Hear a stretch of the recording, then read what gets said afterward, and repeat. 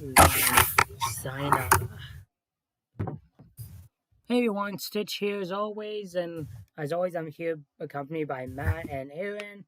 And today we're just chatting and having some fun, and I'm just gonna do some editing. So sit back, relax, and enjoy the fun cringe. I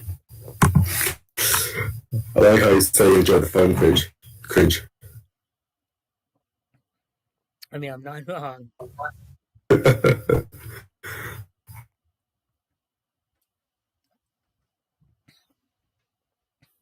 Mindblock says hi, Kale. That was quick. Hey, Mind Blocks.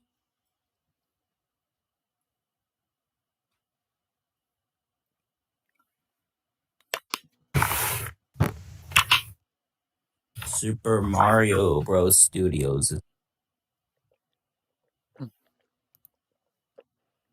Hey, Mario.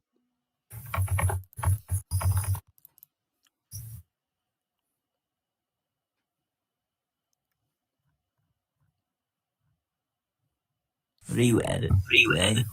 I am editing a green screen scene I was supposed to be doing a while ago that never got done. Mindblock says he saw your April Fool's Day video. Ah, cool. Hope you enjoyed it.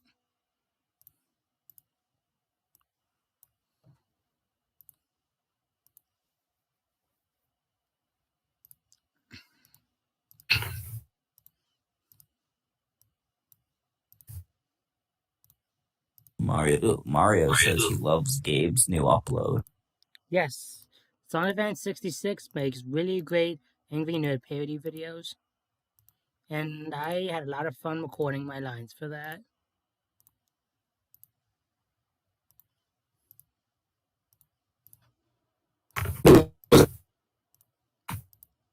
Sorry, Ian? What was the that video that Gabe uploaded? Oh, my friend Gabe does parody videos of the Angry Video Game Nerd. He calls himself the Angry Nerd. It's a parody, and it's really friggin' funny. And it was a video of him making fun of Minecraft. It was really fun. Oh, okay. Mindblock says, I think this is the first year where April Fool's Day drove me crazy.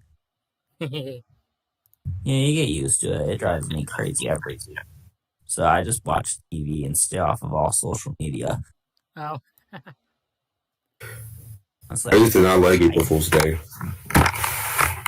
Still don't. I like it now, but back when I was in the fifth grade, there was this girl in my school she's really annoying, and she's even worse on April Fools because first of all, these jokes. Let me tell you something. I'm not gonna tell you the jokes that she does, but those are not jokes. Trust me. I would tell you one of them, but I don't want to get any bad memories. But she's worse in April Fools, and I had to. Oh my gosh! But you know what? Now that that's over with, April Fools is now an occasion that I can finally enjoy. Well, it's good to hear. Mindblock says I keep seeing stuff and believing it's real until then I realize, oh shoot. Yeah, that happens, unfortunately. Mindblock says he watched Gabe's nerd parody and has no idea what he watched, lol. Yeah, that's what Gabe does.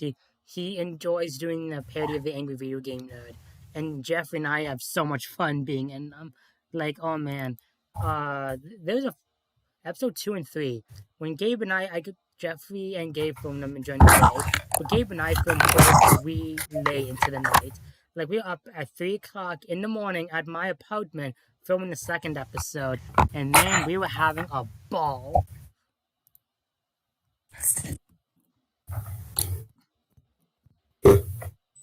Mario says he's really excited for Oddworld Soulstorm. Oh, cool. The reason that I chose the Magic World sequel as part of the April Fool's prank because I was looking at people's comments of how they were excited to watch the sequel. So I was like, what can be something that can really attract the people and make them believe in? So I'm like, okay, maybe I'll do a quote trailer of the sequel to make that's not the actual trailer. I will possibly make people feel that, and it worked. Oh, there you go. Mindblock says, you said he just made jokes about Minecraft. That better be an act. Oh, I mean... Well, Gabe does kind of like Minecraft. I mean, if you Not like it, like like his- it. But there's nothing wrong with making fun of something. I like Minecraft. I mean, I love My Little Pony and Tom's, and I make fun of it. There's nothing wrong with making fun of shit you like. I make fun of Transformers as well, even with the bad movies like the Michael Bay movies. Yeah. Like the fourth movie. Yeah. So yeah, but it's still fun. Is this probably one I think it is? Probably I not. got a new video coming out tomorrow. Sorry? Cool. I got a new video coming out tomorrow, Kale. Oh, cool. Oh, can't wait. It's a map video. Ooh, nice. All right. Mindblock I'll be ready for says, that. Fair enough. Okay, so... Okay, I need the music, and that's gonna be it. This video was a few minutes edited, but I guess the friggin' files got corrupted. I don't friggin' know how. Or I may have deleted it by accident, who knows. But that's okay. I'm doing a nice project for my video my video production class. I'm doing a project. It's a commercial project where we have to make our own commercials.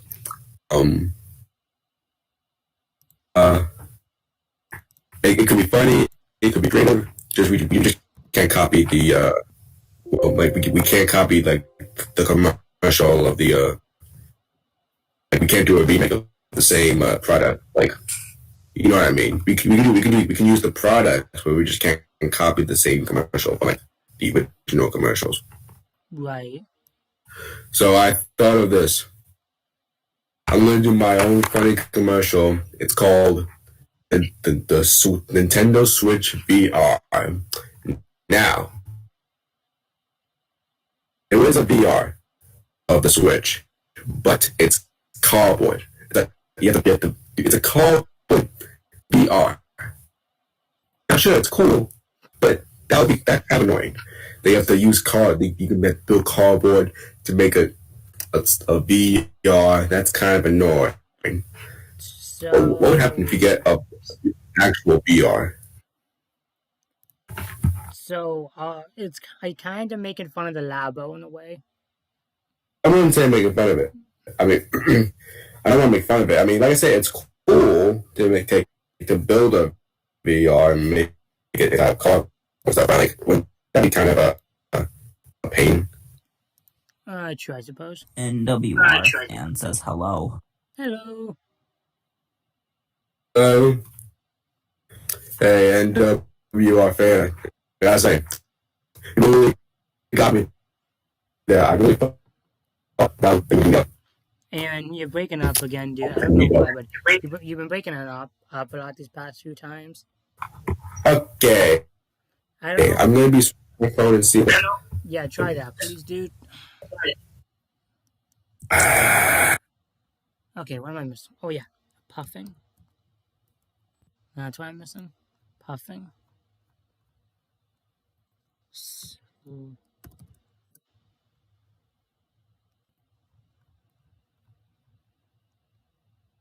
Oh, this is music. I need sound effects. Here goes. How about now? That's better. All right. So what I was saying is, NWR fan, I gotta say, when you uploaded that video of your Magic World Redub Part 2, I really thought, and I can't believe it, you really got me. I really thought that was an actual video. I didn't even pay attention to the time. But yeah, that was a good one.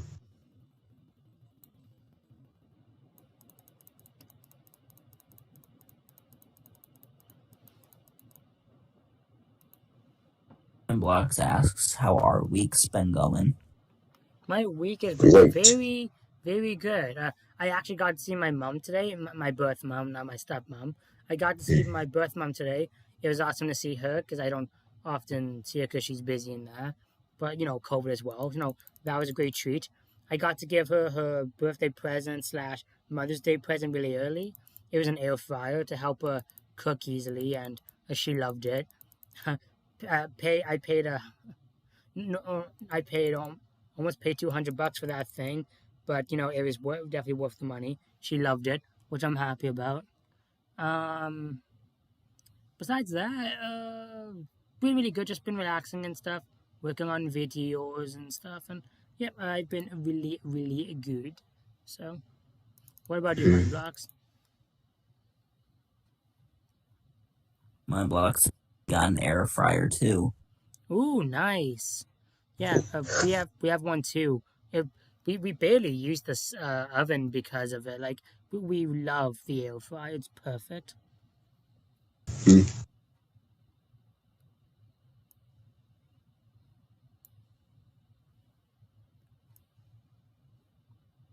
One.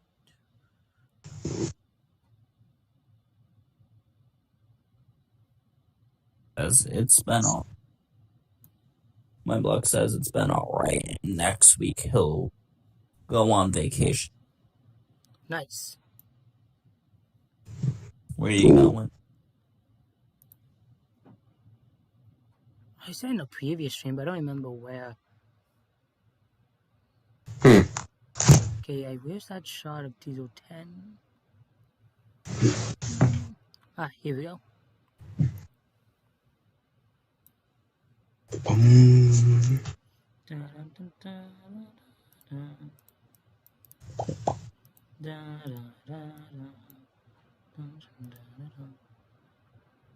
And Block says his birthday's coming up. That's cool. That's nice. Cool.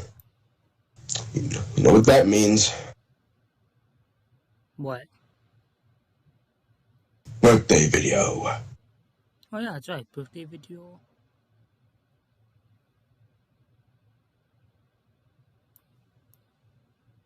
My block says he's going to the mountain. There you go. So that'll be fun.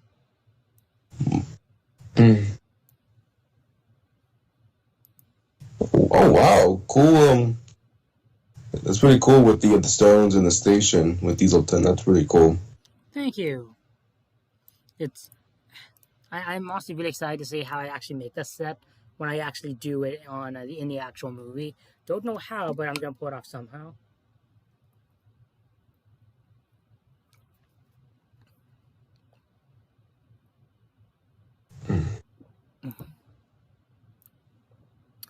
If anyone's wondering, because tomorrow is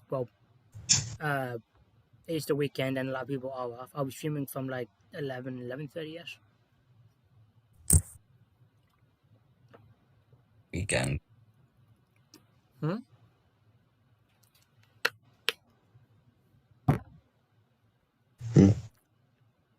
I was gonna do a stream this week, but I'm like, nah, because I'm busy with my Thomas special and all that. So I'll do it next week. Right.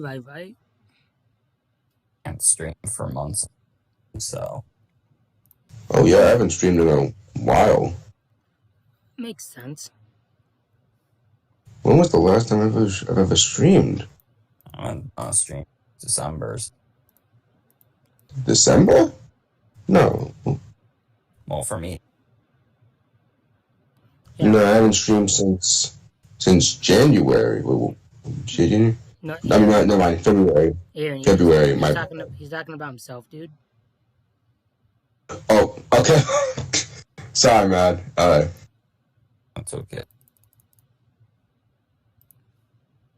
Honestly, it's for the better. No one wants anyways. I mean, I watch them. Yeah. I was on one of your streams before. Oh, It was when you did Radical Train for Sonic 06. I got up super early in the morning to watch that stream. Then I went back to sleep for 3 hours. And this is coming from a guy who does not like to get up early. Mm.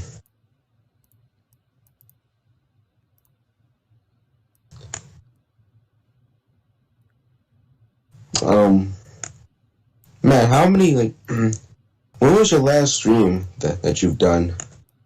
December. December. Was that the one I was in? Yeah. Alright.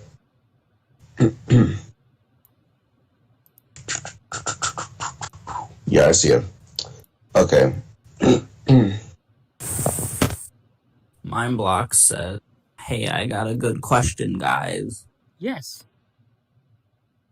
If you were able to do a voice acting job with any celebrity, which would you like to voice act along with?" If it had to be one person, I mean, obviously there's a lot of people, but if I had to pick one, and obviously there's a lot, like legit a lot, but I'm gonna honestly be professional here. I'm gonna say Jim Cummings. Like getting the chance to voice with so many people who not only sung for other people in voices, but the freaking voice actor of Tig and Winnie the Pooh, that's an honor right there. So I'm gonna say Jim Cummings. I see Peter Cullen. Oh yeah, I can see that with you. Excuse me.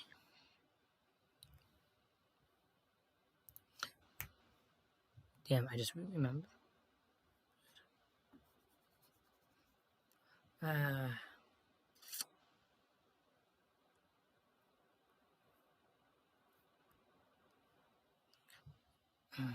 Damn, yeah, I just remembered. I need audio for James and Diesel 10.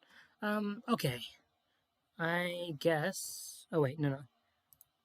Okay, well, let's grab Tragic Railroad and let's add that to. Yeah, videos. Oh, it's review clips. Here we go. Review clips. Just go all the way down. Grab this pile of ass. And.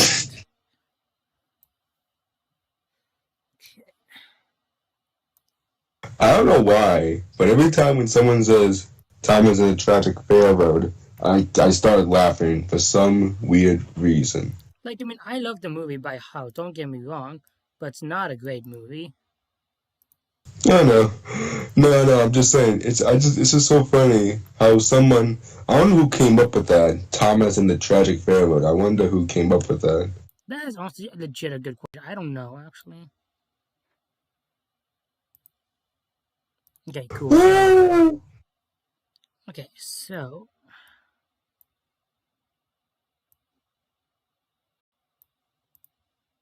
Alright, cool. That's that. I have this clip for whenever I need the audio for specific characters. Nice.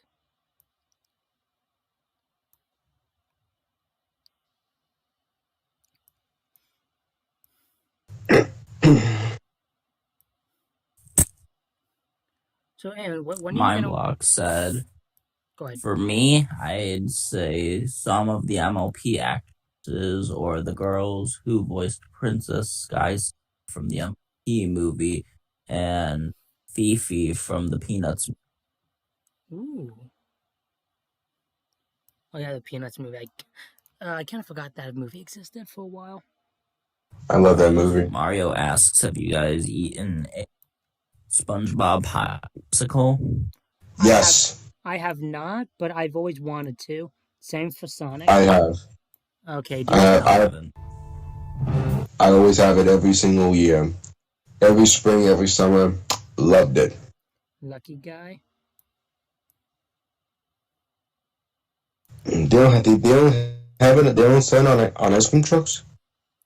Oh, I don't know about you, but I don't think we have any ice cream trucks in Canada. Not to my knowledge. Oh, oof. I mean, sorry about that. There was, well, let me phrase that. Not in my town. There is one in another town. I won't say what that town is because that's where my family lives. But there was one there, and it was actually the first time I actually got to see an actual ice cream truck. It was so cool. I actually have pictures. I'll send it to you guys later in Discord if you're curious. But besides that, no, I've never had the chance to. Plus, that ice cream truck only sold the actual regular ice cream. It didn't sell the actual good shit. So, Mindblock says Christian Chenoweth is her name. oh, cool. So what were you asking me, Stitch? I don't remember. What was I asking? You asked me you asked me a question before my box I'm coming on the chat. I honestly don't remember.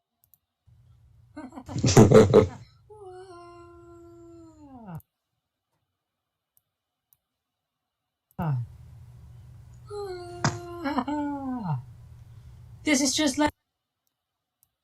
Okay. Oh no, my beach bag! Okay. Really? Watch me. Oh, there's the real part 2 for the redub. There it is. Mario says lots of characters have gotten popsicles, though many have had to fade away due to lack of relevancy. Ooh. I'm sorry, Lily. Yeah, that's true. But yeah, I've definitely heard about those, and I've definitely seen a few on YouTube. Like, there's been videos of the history of the Sonic one, and I find that really fascinating. I'm sorry, Lily.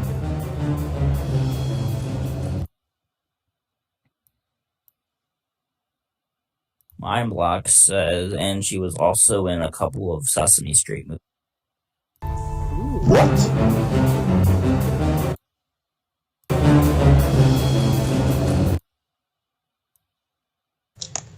You know, back in when I was little, I've always wanted a crossover of Thomas and Sesame Street. For me, it was Thomas and Bob the Builder. I always wanted a crossover of that for some reason. I could see that. I don't know why. It just sounded so cool.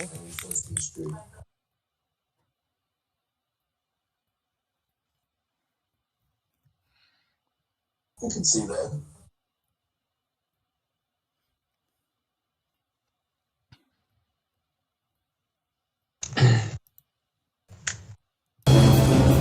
Hey, remember I sent a YouTube video of I think it was a Japan video of a Trackmaster Tomy Diesel 10 with a actual moving Pinchy. But then you said you wanted that. Yeah. First of all, the Pinchy looks so different. It's not the actual rectangular size of the Pinchy. It's a complete normal size of what it looks like. I guess you're right, yeah. Second of all, since when did they ever sell these in Japan? I didn't know about this. Oh, crud, no.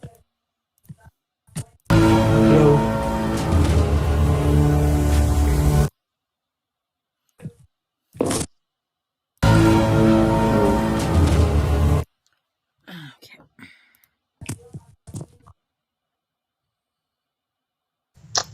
There it is. What the? Oh my God. Says she voiced Fifi in MLP movie. She voiced Skystar in the MLP movie Fifi, and I found out there was in Rio 2 as well. Oh yes, I know who we're talking about. Really popular actress.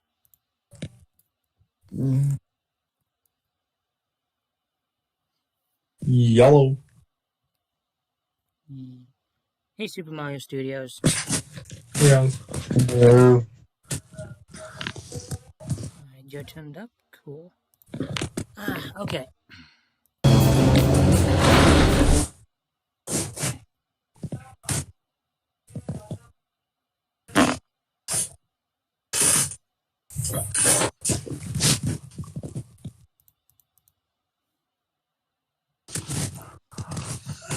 Okay.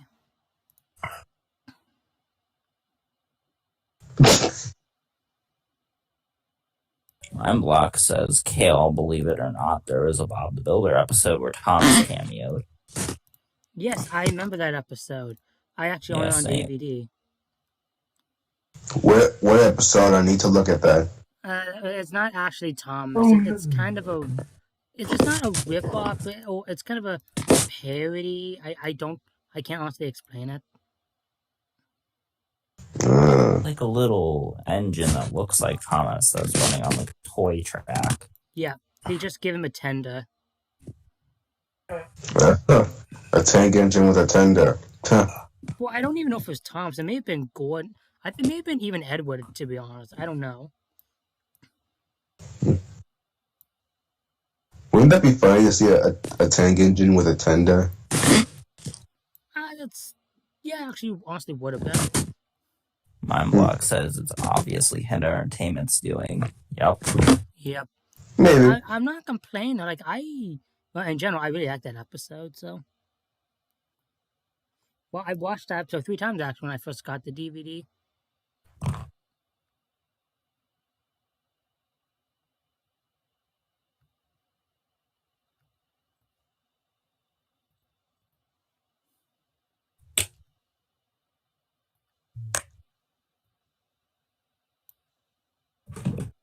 Mindblocks found out in a video called History of Thomas the Tank Engine Appearances in Pop Culture. Oh, yes, I've seen that too. I've seen that video too. That's a good video. Yeah, I've seen it.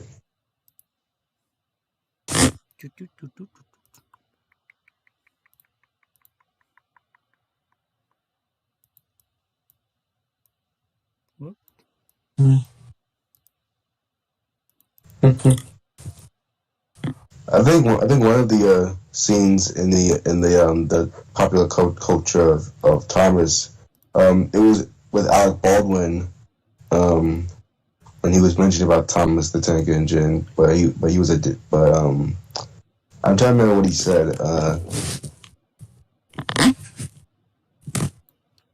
forgot what he said. Yeah, I know what you're talking about, buddy. That's so cool. I wonder what that. I don't know if it was a show or a movie that he was in when he mentioned it. That's actually a good question. I don't know either. Because if it was a TV show or a movie, I want to know when that came out. It's honestly anyone's guess.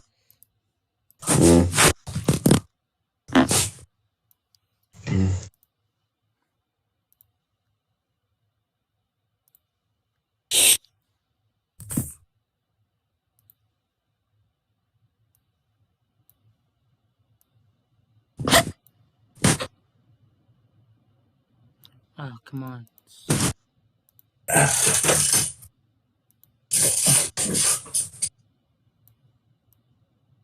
Mindblock says, if I remember correctly, I think I watched one of street movies with Elmo and Kristen as a little kid. Barely remember it, but I think I've seen her in it. Sorry, what? Huh? Sorry, what? Mindblock says he thinks he watched an episode with the character, Kristen, the one that was the voice actress. He was in the Sesame Street movie. Oh, interesting.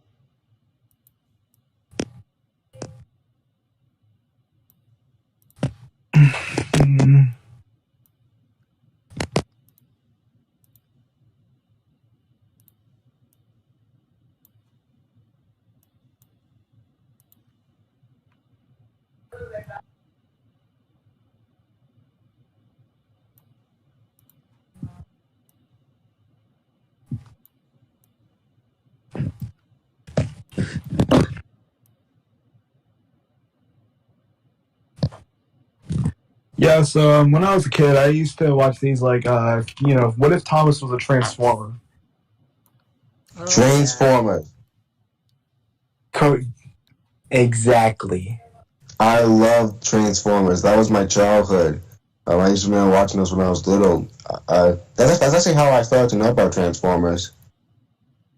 Mm-hmm. I'll try the software again, just see what happens. Probably glitched out a bit.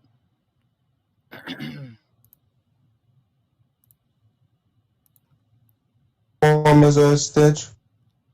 Sorry, dude. So I had to leave for a second. My thing was glitching out a bit. What'd you say? Have you ever seen Transformers? It's in that YouTube channel called James I forgot Farr. what it's called. Yeah, no, I've seen it. It's cool, but nothing really my thing. It's so crazy, but that's actually how I started to know about Transformers from those Transformers. I'm like, what's Transformers? And then when I figured out it was like a parody or of Thomas and Transformers, that's when I started to look up about Transformers and started watching the shows and all that. Yep, and that's how I started to know about Transformers. Yeah. I was like, that's pretty cool. Mm-hmm. Mindblock said, and in the video, Alec Baldwin mentioned that Thomas and other show movies that people are like, that's funny because he was in Thomas's universe itself once. Yeah, exactly. Yeah, not only the narrator, but Mr. Conductor and the Magic Railroad. And that's actually one thing I really like that George Carlin did. Obviously besides Tom Snow, he did a few movies. But one thing I really liked about George is how do I tell it? Obviously he did a lot of non-kid things. Because he did Saturday Night Live. One thing I loved that he did was he would actually make fun that he was on Thomas the Tank Engine. Like, there's the stand-up skit he did saying, "Wait, you don't think he would eat children, would you?" Then he says, "Yes, I friggin' would eat children." And remember, this is Mr. Conductor you're talking to. I know what I'm talking about. And he says it just like he says it just like how he does in the TV show. I remember watching this and laughing my ass off. I love that. That's actually my favorite George Carlin stand-up comedian scenes with him. That's my favorite one. He's going to attack children. And remember, this is Mr. Conductor talking. I know what I'm talking about. Yeah, I remember watching that for the first time. It was on Twitter, and I'm like, yeah, okay, yeah, I love this. I sent it to my brother, who finds George Carlin funny, and even he got a good chuckle out of that. Mindblock says, "Wait, what?" Yeah. Children, help the children. What about the children? Save the children. You know what I say? Good riddance. Children suck anyways, so. Hey, you're talking about my stepbrother, you idiot. So? Just because you don't have a house doesn't mean you can't make fun of other... Oh, no, wait, no, you do. Never mind.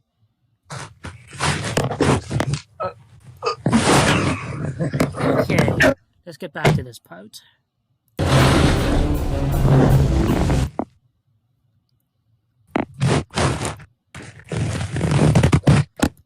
I one time saw a video of this 57-year-old mother where she was having schizophrenia.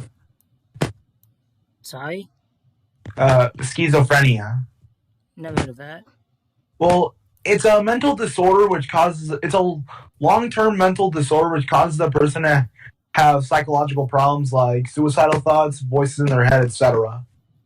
Okay, and you're talking about this why?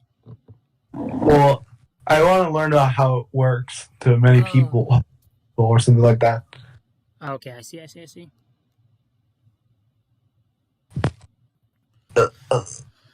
Okay, Thomas? No, Green. Review, that's it. Review clips.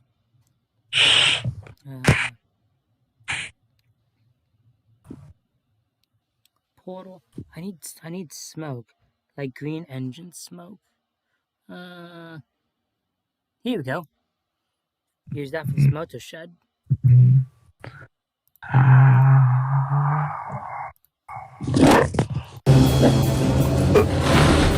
I've always thought the smelters yard and the scrap yard, are they the same thing or are they two Yes. different places? No, they're the same thing, dude. No, that I'm still trying to work on for the sequel because No, no, no, no. actually, Dude, no, it's the same place. They just decided to change the name for some stupid reason. Like, at first it was called the scrap yard, the smelters. Like, the smelters yard is the smelter shed, basically. It's just another word for scrap yard. Or scrap yard and uh smelters yard is what they called it in the CGI series. Yeah, like there's the scrapyard and smelters yard. It's basically the same place. They just decided to change the name for some reason because scary kids. So they called it the smelters yard, which honestly sounds just as bad as scrapyard. So um, well, okay. Actually, you know what? Never mind. I'm not gonna change. I'm not gonna change anything for the sequel. I've already got everything fixed up. So I'm about to say I was gonna like refix something for my sequel about the smelters and scrapyard, whatever. But I'm like, oh wait, it, I have an idea about that. it's just the same place, buddy. They just changed the name for some dumb reason. Because I was about to in the sequel I was about to make the scrapyard and smelters yard separate places, but thanks for letting me know because I was about to do that. Yeah, no problem, no problem, no problem. Because I would have been hated by lots of people. Okay, so what I'm gonna do here is I'm just doing the simple editing first with the engines and stuff. Then when that's all done, I'm gonna be adding the green screen stuff later. I get the outline of the scene done. Then when that's over with, then I'll move on and stuff. Like just as a simple blueprint. Yeah, this will probably be most of the stream, probably. Okay, now this is gonna be tricky.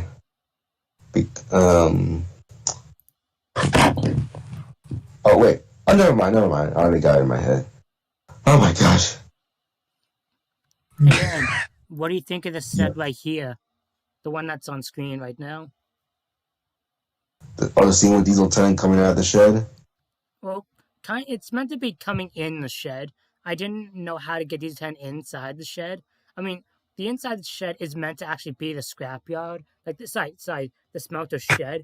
But for the Trackmaster engines, it's a little too big. So you're kind of supposed to use your imagination a bit.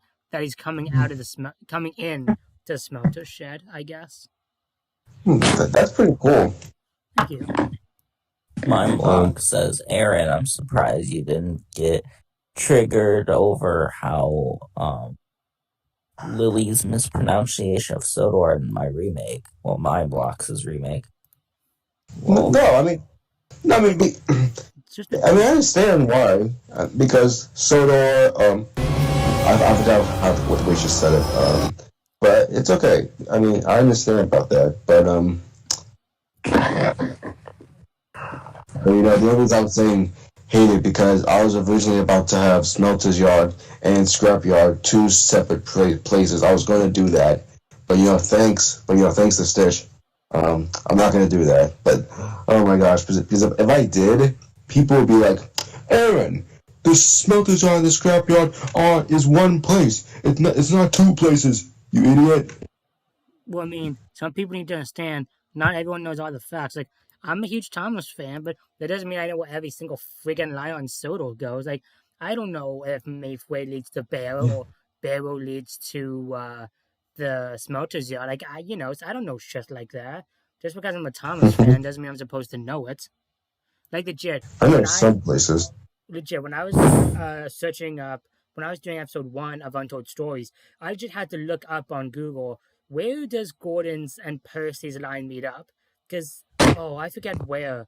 I think Gordon was at Mayfway or Barrow. I don't remember. He was at a station I knew he was supposed to be at. Because I didn't want some Thomas fan saying, oh, he's not supposed to be here. He's not supposed to meet Percy. Like, well, sorry, but I don't know where all the friggin' stations go. So I don't know what I'm gonna do because go ahead, Matt. Oh, my blog says he said he was surprised, not that he hate on it. I mean, just because someone messes up doesn't mean we're gonna hate. Like honestly, I thought Sandor was really funny. Honestly, I didn't even notice Same it boy. the first time I watched.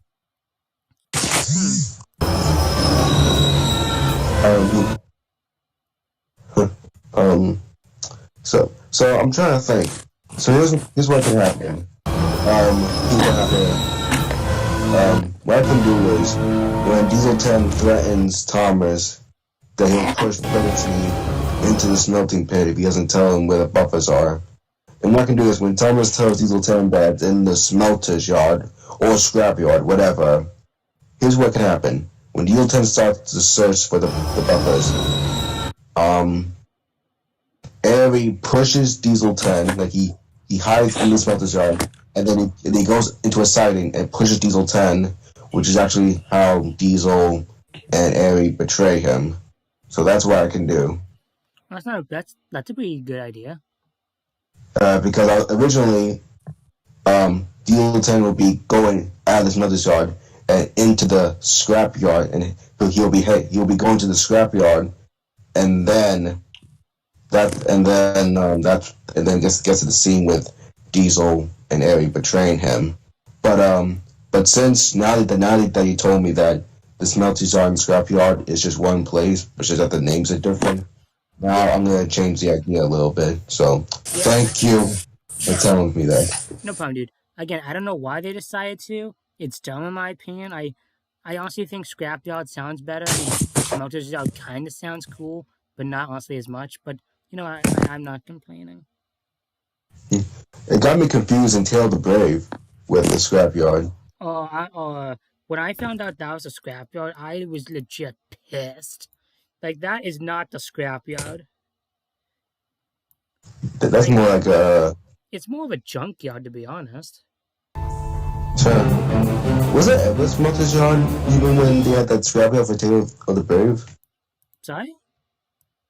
Did they ever do Smelter's Yard even when they had that tiny scrapyard in Tale of the Brave? I'm not so sure, buddy. Because I don't remember. I don't think they ever done Smelters in the CGI series. Nope. They were too chicken, that's for friggin' sure. Yep. Mindblock says, when the whole Thomas community hears Sandor, there's gonna be a mob at my house. Well, you can make this all for that. It's fine, buddy. It really is. It's not that big of a deal. I thought it was funny.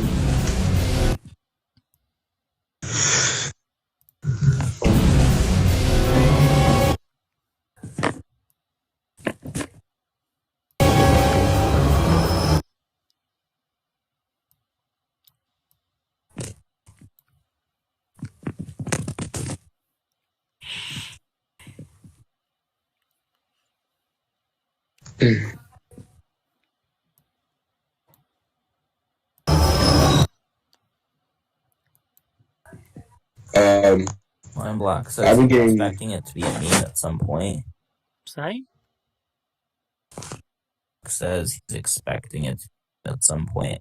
Sandor. Ah. I can see that. Sandor should become a meme. Oh yeah.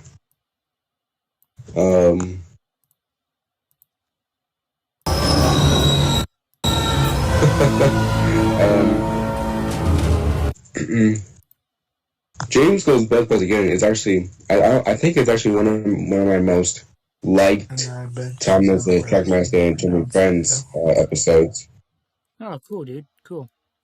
Because, yeah, and also has and there's a comment from he's a new viewer. His name is Tracks for Thomas. Ooh, okay. There you go. Someone new. Tracks for. Yeah. He said super cool video. All right, thank you. Oh, there you go, buddy. And I got 2 comments from NWR fan, and I got one from you, Matt, because I know you saw the episode. Mindblock says, I bet you didn't know she mispronounced it, lol.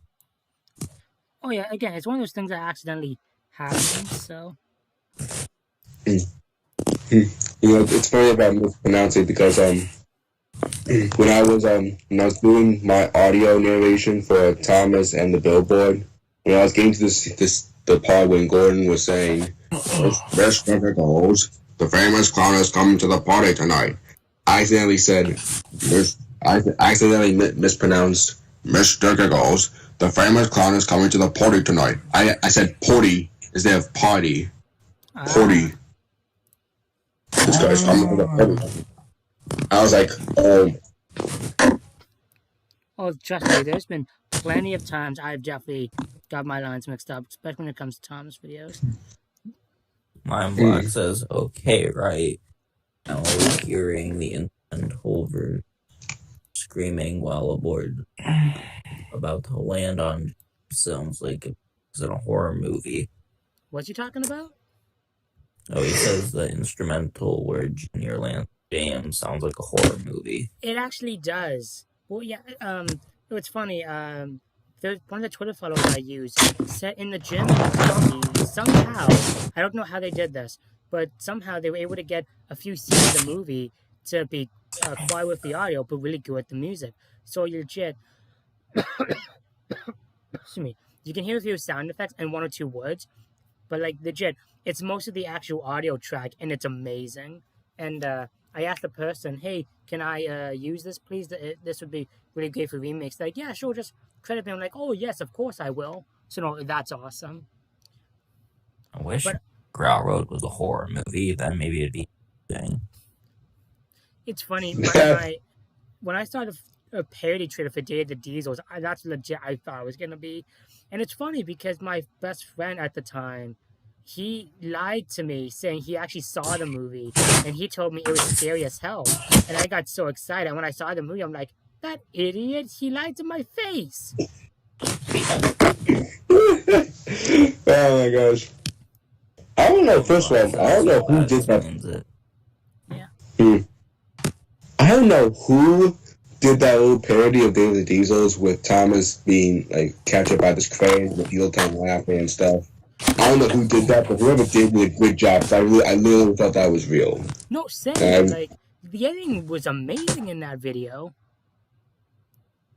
And I expected better from Day of the Diesels, the actual movie, but nope. Apparently, this Day of the Diesels, the actual one, is just a Percy boring, over-narrated movie. Yeah. I can't believe it. I mean, if they wanted to do a Day of the Diesels movie with Diesel 10 being the villain, they could have done it much better. Just like when I saw the parody, I'm like, okay, so I'm pretty sure they're gonna make Diesel 10 a really serious and more of a intimidating villain in this one. Well, but yeah, nope, they didn't do much. They didn't do much of it because all they did was make Diesel 10 this he's a manipulative jerk. That's all they made him in the actual movie, just a manipulative jerk who just used Percy to get to the Steamworks. That's it. Yeah. I've always said that Diesel 10's character is decent, but looking back, rewatching Day of the Diesels, I'm like, I want to say it's decent, but after rewatching it a few times, I'm like, I don't know. What are your thoughts on Diesel 10's character and Day of the Diesels? I liked it. It just wasn't great. Plain simple, to be honest. What about you, man? Is Magic Railroad a horror movie? Nope. How do you guys think I should make Sandor a meme? If you want to do, then please be our guest. The more the merrier. He says how. Get it. Photoshop a picture of the island of Sodor, but nothing but sand. The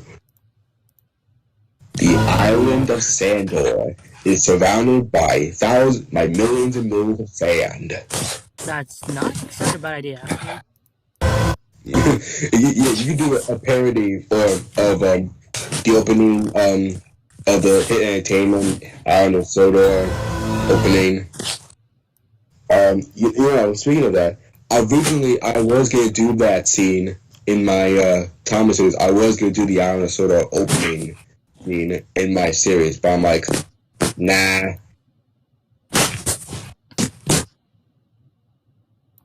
My mom But, says,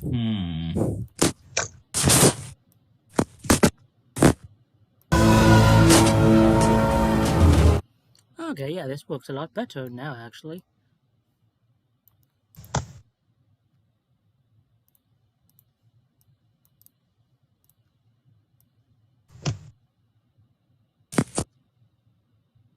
Okay, I see what I'm doing here. It's like I'm actually flying.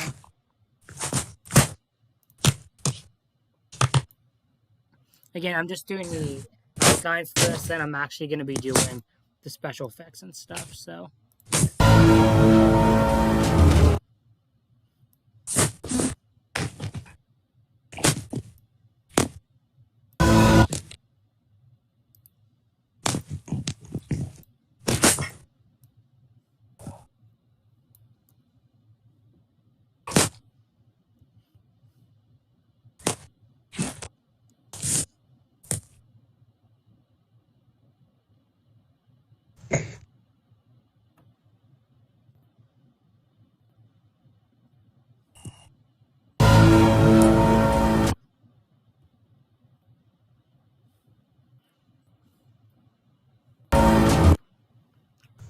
do you know where I did my smelters Magic World theme my Magic World remake? Do you know where I did that?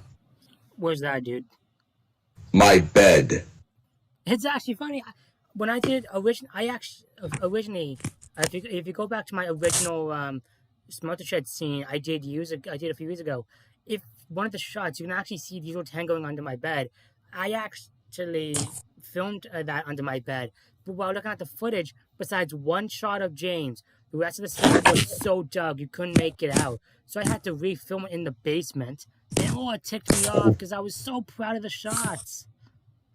I couldn't find any place to do the smelter scene, and I'm like, oh, I'll just do it on my bed then. And it was actually not bad when I did it. So Well, that's good to hear. so yeah, I'm actually happy. So yeah, I'm actually happy that I filmed it on the bed, and I'm still gonna do that in the sequel whenever I do smelters scenes. Oh, that's good to hear, buddy. Just like in the teaser trailer for my sequel, if you saw it in the smelters with Diesel 10, Ari and Diesel and Thomas, James and Percy, yeah, they're on the bed. And then you see the red effects, like the smelters yard and stuff. Yeah. Is the red? I'm wondering, the red from the smelters yard. Is it from the light, or is it from? I wonder what that is. My The guess the red. My guess is the light and the steam. That's my guess. Because I'm like, what's making the smelters yard like all red and stuff? That's what I'm wondering. Is it the light, or is it just some sort of steam and stuff? My guess is both. I mean, it's really cool. I'm just really interested about how, because I've never seen. I've seen smelters yard before, because I remember back in when I was little, we had this train. They were talking about trains back when I was in kindergarten, and they were talking about like scrap yards and smelters yard. And when I saw it was different because it wasn't all red and stuff like in the Magic Railroad. So and then when I saw Magic Railroad, I'm like, I wonder how it's red in the smelters yard in Thomas, but it's not red in the in real life. I mean, I was little back then, but now I think I know why. Oh no, of course. I mean, I think any Thomas fan would think that, to be honest. But I really love it because it's actually really dark and makes it a little more scary. Yeah. Yeah. But it's so weird that I love the smoker scene. It's so weird that test audience didn't think it was scary, but the voices of Diesel 10 and E.T. Boomer are scary. That doesn't make no sense at all. Yeah, honestly, the whole Magic Railroad Raptor Cut thing is a real mystery, to be honest. It really is. But at least at least we didn't get the director's cut because we wouldn't like it as much because because the engines had like a complete less screen time. Well, it's funny. No, it's funny. Besides the sneaking powder scene, all the original parts are in it. It's just because it's more human stuff, the engine stuff feels lesser and lesser. That's the issue. Oh yeah, that. And I don't get it. I honestly don't get it.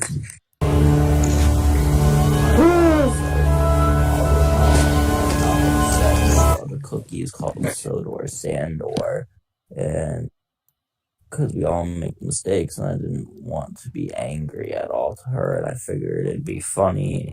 Glad we found it funny. Yeah.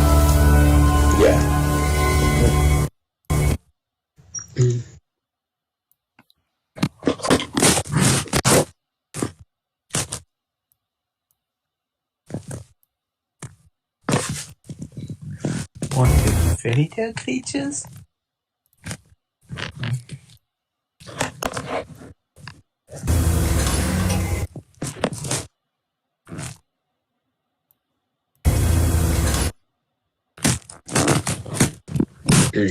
Megatron.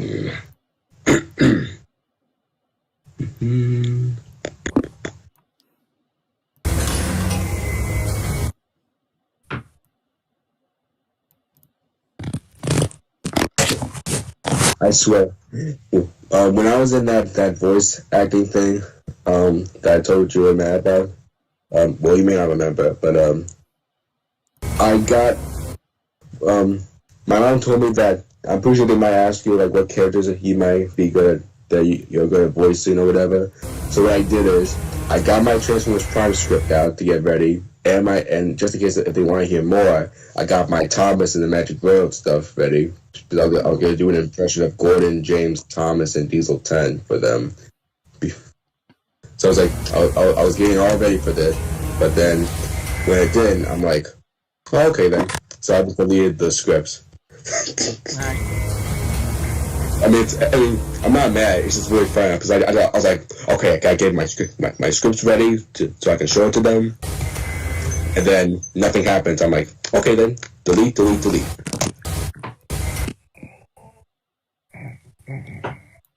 Mindblock said, have you guys seen the YouTube who called Thomas's Cinematic Garbage Show about glitter? I think I have. Sounds familiar. I've seen it. Never heard of that. I have.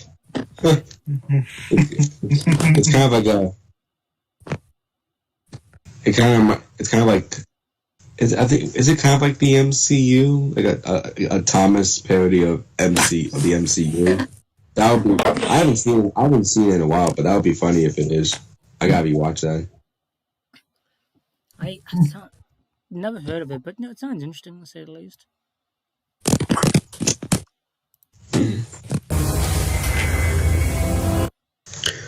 Someone did a Thomas version of the Endgame credits. You know how in the Endgame credits they had like a whole tribute to the entire cast. Oh yeah. So someone did it with but this time it's with Thomas. I'm like, this is what the end credits of Thomas should look like now that the show is done. Yes. But what they need to do is they need to do a Thomas movie and then put the credits there. That way, boom, it's all good. That's it. Okay. Thanks to the sound effects, I can know where it is.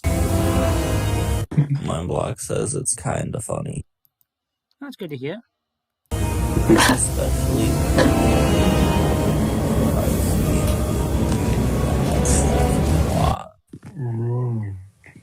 Oh, the sun. Are we talking about the Summer Sunday? Yeah. The one when Junior got all that ice cream or whatever on him. Yeah, apparently, because of that incident, Britt took Michael E. Rogers to dinner, say, I'm so sorry this happened, and, we couldn't use the scene, but, enjoy a free dinner. That's kind of, I don't know why she cut it off. That was really funny, and that's kind of like Oh no, I mean, I wouldn't say it's a waste because they kept it, but I'm like, no, she keep didn't. it. All the stuff she cut, dude, she didn't want it. The movie was actually edited. With the movie was edited without her consent. So they edited the movie, and she didn't. She wasn't have really much approval of it, and the final product was made without her consensus and not really what she wanted. So, Hmm. which really was like legit. All the scenes and the director's cut, like the what that's on the Magic Wheel Blu-ray, dude. Those were legit gonna be all in the actual movie, but people saying the film was too long, and actually, I actually have it here on my someone made this thing a while ago on Facebook when I did my fan page for Facebook, and if I actually go here to my Magic Wheel clips, if I click on it, actually, someone fan edited this. Let's see, the movie would have been an hour and 57 minutes, and I'm not gonna lie, that's kinda. I kind of wouldn't have mind that, like, because legit, a lot of the human stuff they cut out, I kind of really liked. And this is coming from a guy who didn't really care for the human stuff as a kid. So, My block said yes, where the guy alternates YTP with backside pooping Chop June. sorry, what? Shit flies on Junior. I mean poop. Oh, yeah, no, yeah, the shit that flies on Junior. Oh, yeah, that's right. I took different pictures just to make this look better. What did I do? Okay, yeah, delete that.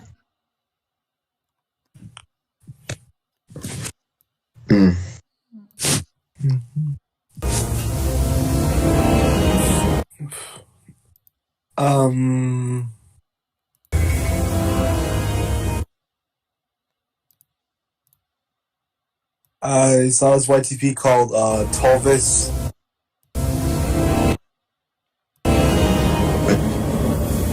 I saw this YTV called Tolvis, where Thomas goes like it all started where Tolvis the YTP.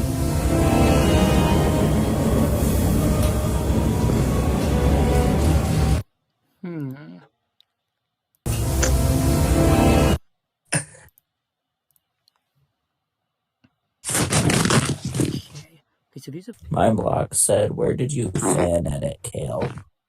Sorry? My blocks asked, where did you fan edit, Kale? What do you mean by fan edit Mind Blocks? Hang on, he might have typed it wrong. He deleted it. I maybe he means like the actual thing I was just talking about. Yeah, that's it. Mind Blocks. It was on Facebook. I joined a Facebook group on when I made my YouTube Facebook page, and that was something someone posted on a Google Drive, and they sent a link on Facebook, and it's the entire movie, but someone re-edited from the original and the director's cut and made like that entire movie, and it works pretty friggin' well. I was actually really impressed with it. Yeah, I think that's what he meant. Makes sense.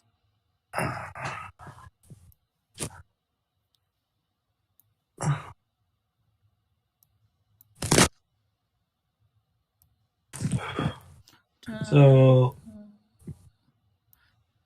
Mario Stews, by the way, I liked your intro, thank you. and thank you for letting me know I inspire you. That honestly meant a Block lot. says, yes, I once again screwed up writing. No, it's okay, Mind Blocks. It's okay, buddy. Yeah, thanks again, Mario. Like, it means a lot that I inspired you.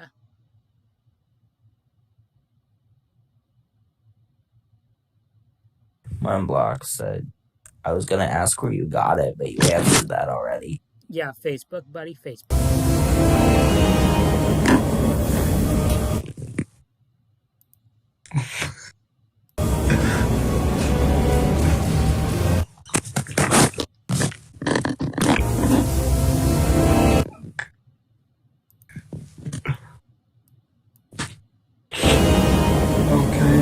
So the YTP Tallest All Star, where Thomas was with Sir Topham Hatt, and like they were in some type of street or something like that. Okay. And there's also Sir Topham Hatt had a newspaper, and he started hitting Thomas. Yeah. Block says, I hope that guy could put out a Google Drive for YouTube. If you, I can send it to you, Mindblocks, and you can download it. Like the only thing the person said is don't upload to YouTube. I'm like, no, I'm not. If anyone can download, then I'll send it to you, Mindblocks, and you can download it. That's to be a way for you to download it. Or as at some point, if the actually no, after a while, if things work on the Google Drive, then you can just click it and it'll play. But downloading may be a better option, or it depends. So.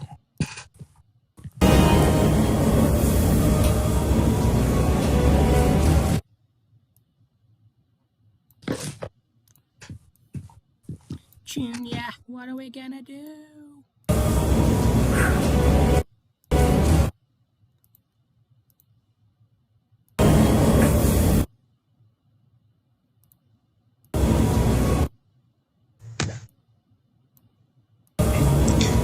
Back when I was little, when I saw Day of the Diesels, for some reason, while I was little, I thought that Paxton and Sydney were Splatter and Dodge. I really thought because of their color scheme.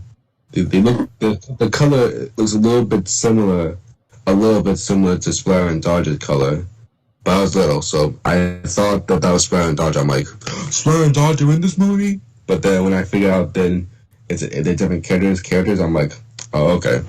It's funny when Matt told me originally Splatter and Dodge and Boko were gonna be in Congo Engines, I immediately said then that in the movie would have been better. But then he said, "Oh, they're just replacing roles." And I'm like, "Oh wait, no, never mind. Just scrap them. It honestly doesn't matter."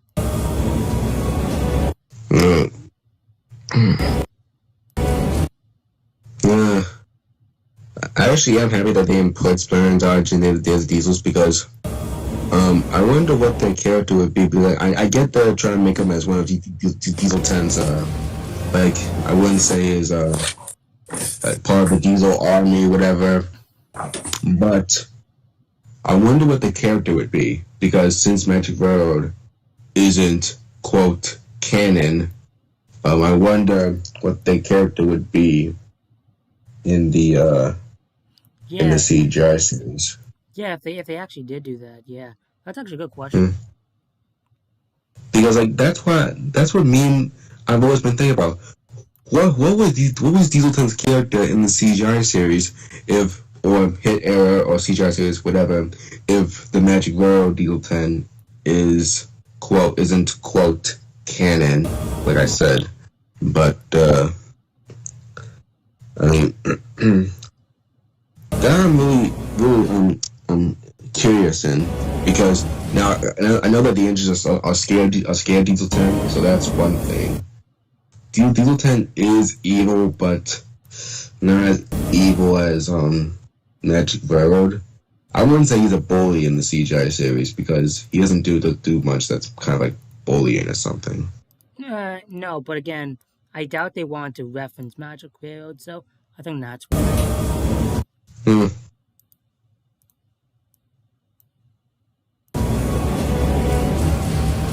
Mindblock says, well, I can't download it because I sign in a contract for my iPad's storage to be full again, but you can just send it onto Google Drive in my comments section and I can play it on there. Yeah, for sure.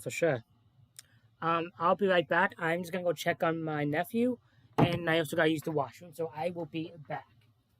Okay.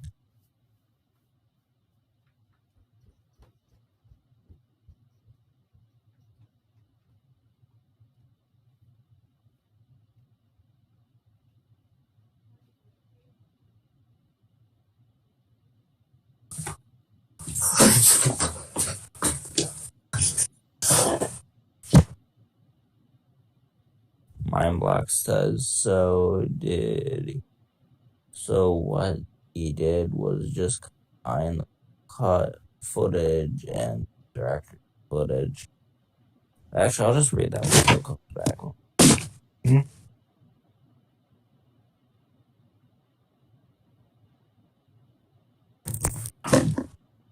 Thovis. Thovis.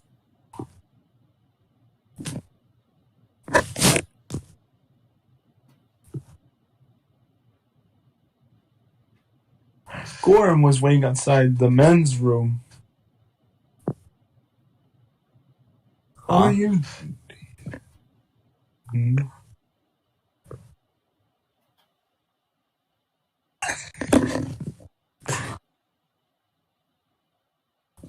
One minute later.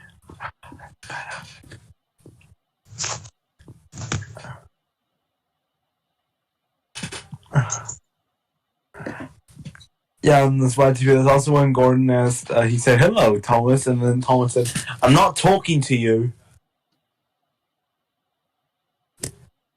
Well, Gordon said, "Well, fine. If you don't want any fish.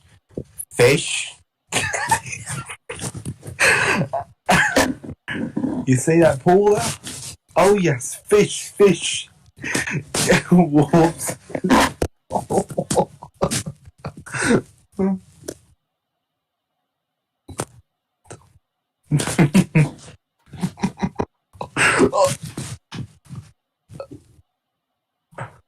Aaron, hear that?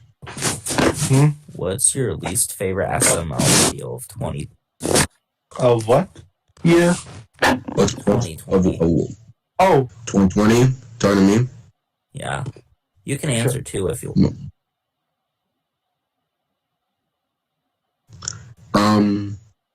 My least favorite SML video in 2021. No, 2020. 2020, my bad.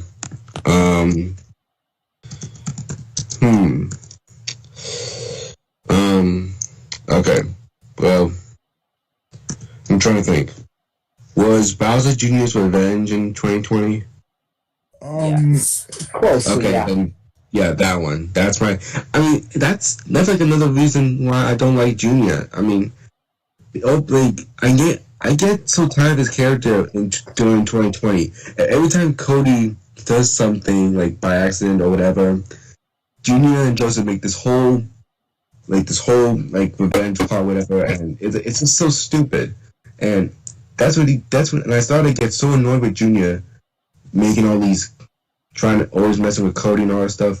It's funny, but it's just that he does it too much every time. Every video, whenever Cody says something, they have a big argument which takes about like 5 minutes. Even in the pink couch video. Well, this wasn't with Cody. This was with Brooklyn guy with the couch needs to be dyed. That I hate okay. that video. I couldn't stand. I liked it, but I just couldn't stand the part with the dyed part. Yeah. My least favorite video of the year. Yeah, go ahead.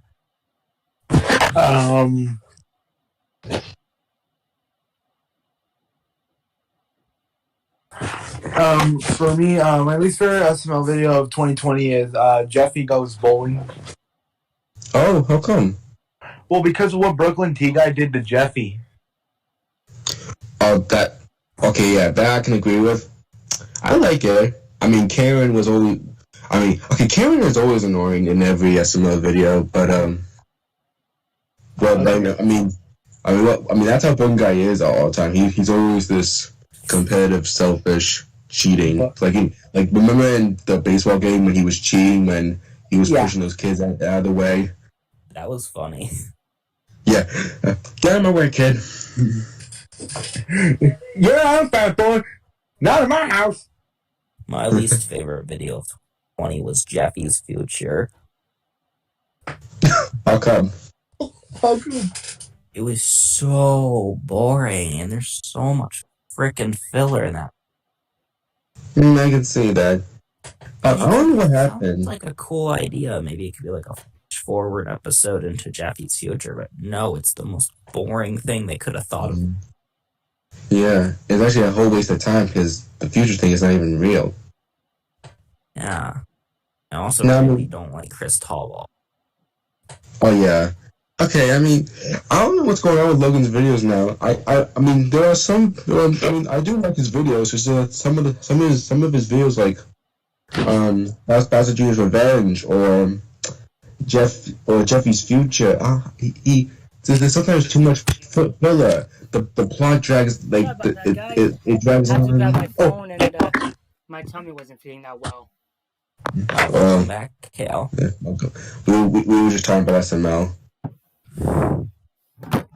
Yeah. I don't understand why, Matt. I don't know why Logan is like losing his touch a little bit because like Bowser Jr.'s character, I mean his character was bad in the old videos, but then he became good, but then he became worse. I don't know what happened I there. don't know what happened. I missed anything when I was gone? Well, my We were just talking about SML. did At he least just for one in find 2020. footage together? Sorry? Oh, Mindblocks asked if the guy cut together the footage from the final cut and the OG cut. Yeah, that's what he did. He said he's seen a recreation on YouTube. Basically something like that, but yeah. I'll send it to you at some point, guys.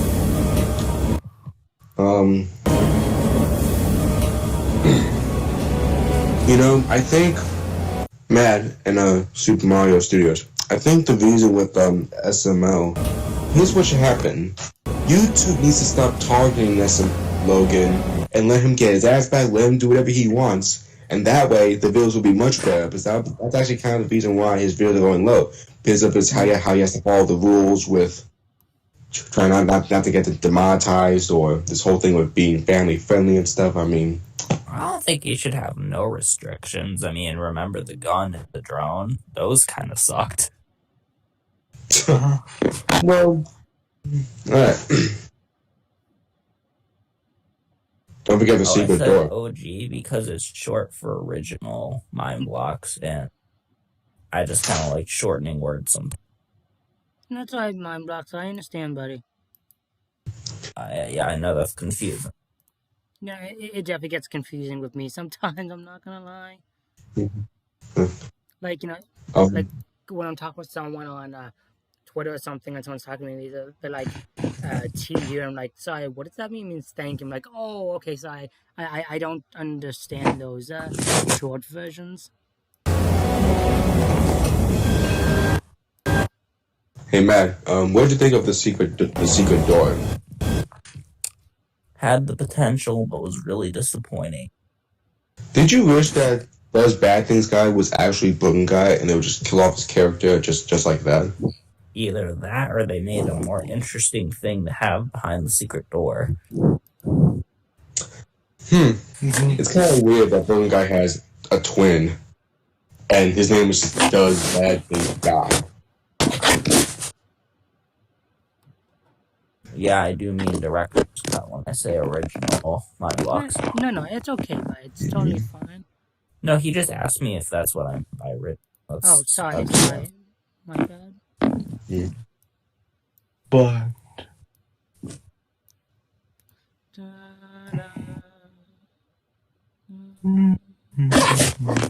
Hey man, what do you think of Broken Guy's wife, Karen? Honestly, she can be funny at times, but she's also annoying. She is, yeah. I mean, I didn't like her in The Life of Broken Guy. I didn't like her in Jeffrey Goes Bowling. She was okay in Jeffrey Plays Baseball, except for the part where she keeps getting those strikeouts, and the part where she was just standing there with the ball in her hand. Like, oh my gosh. But I did. I mean, she has her funny moments, but it's just that she is. I can understand why Broken Guy always hates her and can be depressed a lot because of her. Sorry, what are we like talking this one. about? Well, me and Matt and Super Mario Studios are just talking about SML. yeah. Sorry. No, it's fine. Sorry. No, it's fine, it's fine. Go ahead and talk. She was so annoying in Home Alone 2. Oh yeah, the one with Elmo. Brooklyn guy. She was so, oh my gosh. That was like the worst video with her. I loved Home Alone 2, but she was the worst character in that video. I like The Purge, where Brooklyn guy just killed her. I was like, thank you. Finally. She was useless. I mean, like, what else was her characters like in Purge or Home Alone 2? Like, what is she useful for? Just screaming, then letting the glass break.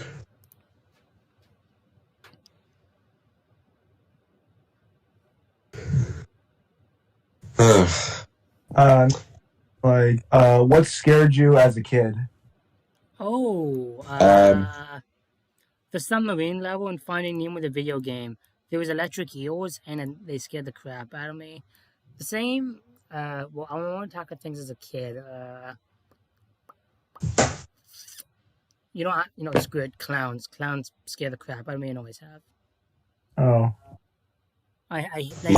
No offense to anyone that's a clown. Like, it's not you as a person I'm scared of. It's just the character you play. I'm terribly sorry. Clowns are funny. Not to me. They're terrifying as hell. Joker and Pennywise are good. No, it's weird though. Like, I love Joker and I love Pennywise, and I even like Krusty the Clown. But yet, when I look at Pinkie Pie and she has a red nose, it creeps me out. When I see Mr. Bubbles and Tom's, it creeps me out. Like, I think Bubbles? Yeah, he creeps me out. Like, I think the only clown in real life, like, I actually don't mind, like, real life clown, is Ronald McDonald. And he's the only guy I've actually started to like recently as a clown. Like, again, That's funny. That guy is a creep. What do you mean, Matt? No, sorry. You go ahead, Aaron. Matt can answer when you're done. All right. My scariest is Bruce from Finding Nemo and Diesel 10 from Thomas the Next Road. Those two scared me the life out of me in my childhood. Oh yeah, same. But I remember I told Stitch this, but I used to hide all my Diesel 10 toys, my Little Merlin, my Take-Along, my Trackmaster. I hide them, so just whenever it's nighttime, so that way I don't get nightmares whenever I see these three toys near me or looking at me. Because every time when I sleep and I see them looking at me, like the way they're like pointed towards me, I'm like, it creeps me out. So I hide them. So that way I don't see them while I sleep or get any nightmares with them. Same thing with Bruce. I hide my Bruce toys, and so that way I don't get nightmares of him. What toys did they do for Bruce? I've never seen any toys of Bruce before. Okay, I'm trying to find. I don't know if I have it. I'm sure there was one Bruce toy I have. There's one that's at my dad's house, but I'm trying to find it. I can't remember. I had like two Bruce toys, but I'm trying to find it. It's in my Finding Nemo bag. You? Oh, I'm sorry. Okay. Alright. I can't dig around my box and look for the Finding Nemo bag, but there was a Bruce toy in there. But the other one that's at my dad's house, it's kind of like an action figure where there's like a string that you pull down, and then Bruce's mouth moves and his tail moves. Ooh, that's cool. Yeah, I'll show it to you whenever I get out of my dad's house.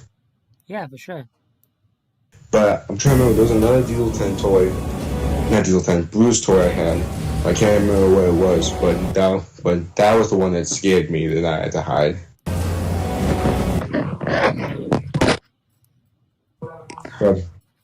Oh, jeez. But it's so weird. How come I wasn't scared of Megatron when I was little, but I was scared of Bruce and Diesel 10? Megatron you can usually scare the life out of me easily, but how come Megatron didn't, but Bruce and Diesel 10 did? What's actually funny is when I was younger, I used to think I had a curse of Diesel 10 nightmares. Like legit, it got so bad, and I actually had to go to the doctors because of it. What's interesting though is there was this one dream I had of Diesel 10, and it happened every year. And I always thought it hasn't happened, obviously, the past few years. But something I always thought about, and I stopped having that specific dream. But it's stuff like that I always wondered. Harley, go lay down. But no, it's something I always wondered. So. I mean, Well, one thing that scared me as a kid was, it was an episode of Blue's Clues called "What Is Blue Afraid Of?" That episode scared me as a kid. I don't think I've seen that one. I don't know if I have. Harley, go lay down. Go lay down. You've been outside already. Silly dog.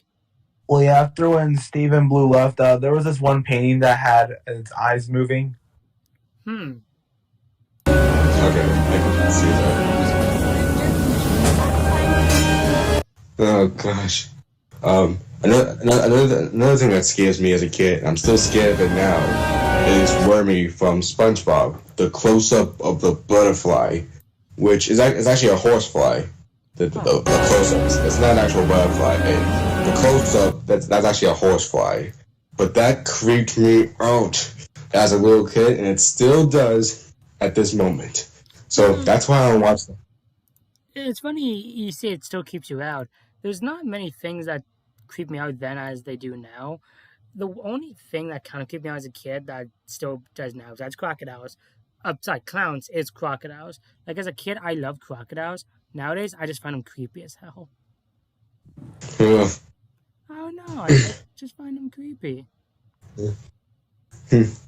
I used to stop being afraid of sharks. I was afraid of sharks because of Bruce, but then I started to not be afraid of them when I was reading that Thomas aquarium story.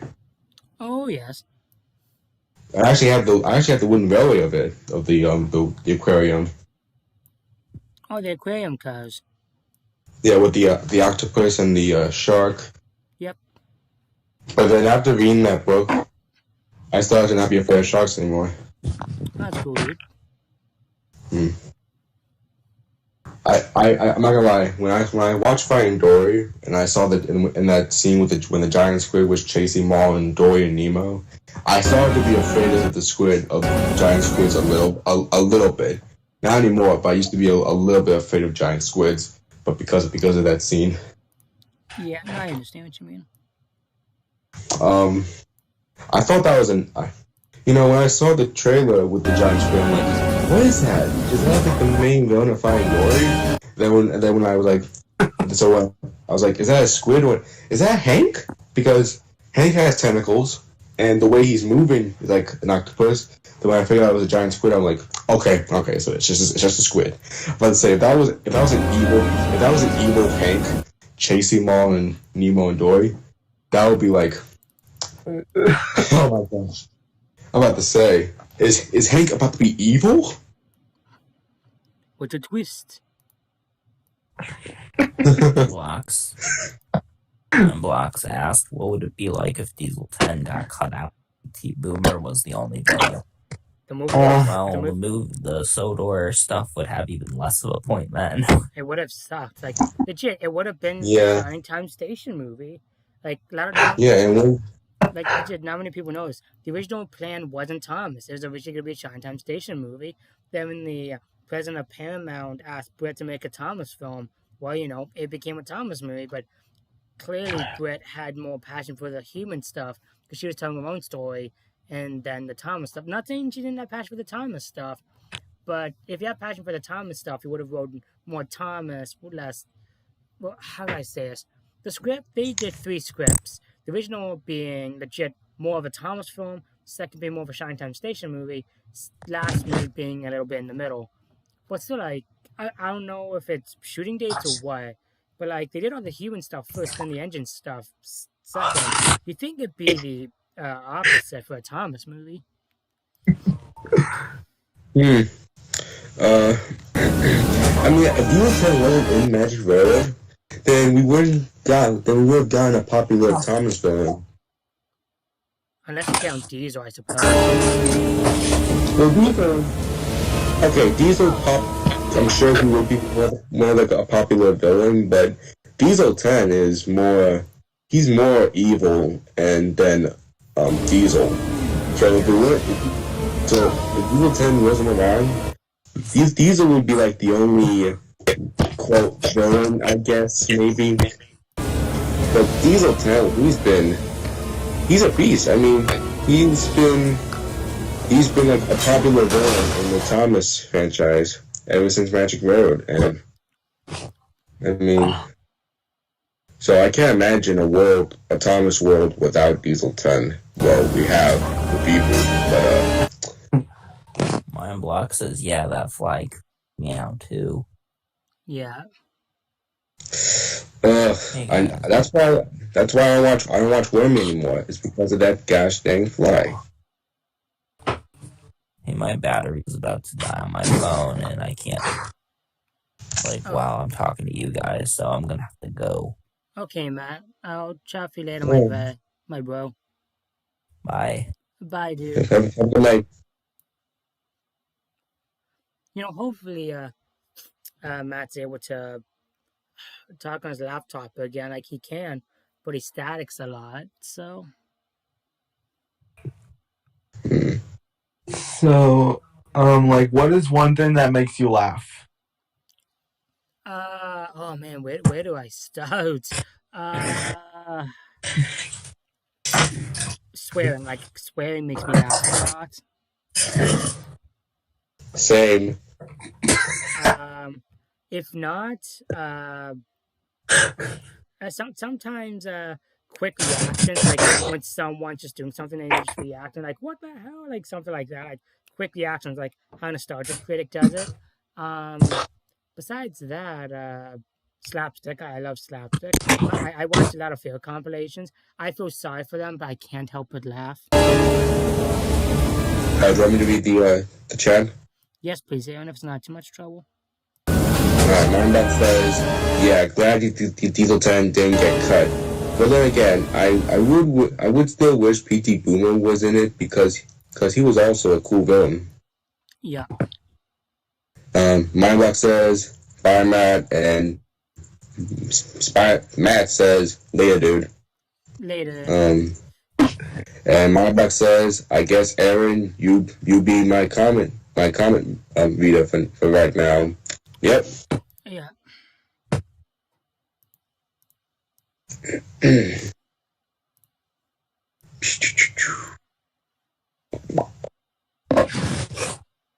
The question again, what is one thing that makes you laughing? Yeah, what about it, buddy? Like, do you remember anything that makes you laugh? Like, one thing that makes you laugh? Well, again, like I said, swearing makes me laugh, like slapstick, quick reactions to stuff, like it all really depends. What is one thing that makes you laugh? Well, same thing like Kale says, it's swearing, but aside from that, I would say messing with trash talkers, because back before the virus came, me and Vedley and my other friends, we were playing basketball, and this 7th grader was talking trash, saying that he can cross all of us in basketball, and said that he can make every single shot. So guess what? So it was me, Vedley, and Paris against that 7th grader, because he said he can take on all of us by himself. I'm like, oh Jesus, this kid's about to get embarrassed right now. So then we messed that kid up. We crossed him, we shot. Oh my gosh, we moved that kid out of here. I mean, and me and Billy were laughing so hard because every time when the 7th grader had the ball, the basketball in his hands, and he was getting ready to do some offense, we just stole the ball like 1 second, and me and Billy could not stop laughing. And because he deserves it. He was trashed. He was talking a lot of smack. And so yeah, this comes to show. Don't talk trash. Yeah. So, yep. So one thing that makes me laugh is Ezekiel crying. Who? Ezekiel when he's crying. Ezekiel. You mean that guy from Total Drama? No, Ezekiel from Ezekiel from Aqua Teen Hunger Force. Oh, I don't watch that show, but I mean, depending on how a specific person sounds when they cry, like that can make sense. I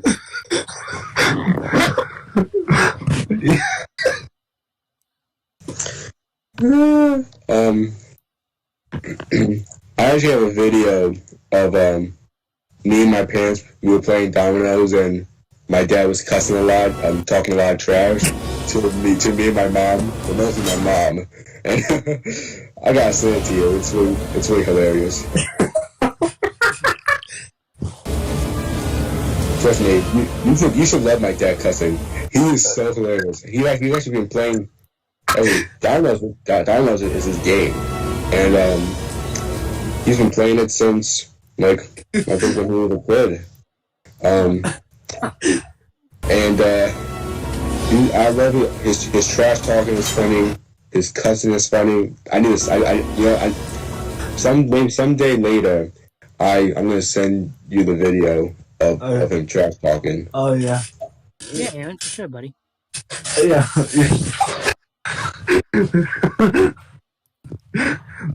Next thing. Yeah, I would like to know what my dad is. Oh gosh. That's called boy tipping. What? Oh yeah, I remember that. That's from Barnyard. Barnyard. Yeah, Yeah. I remember that. What a movie.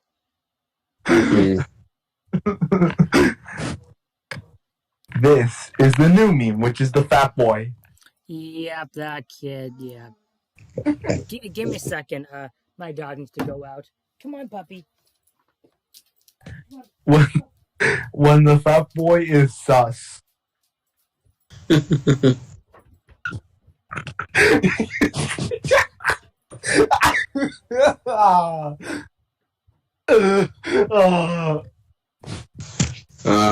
My box says LOL. I remember that too.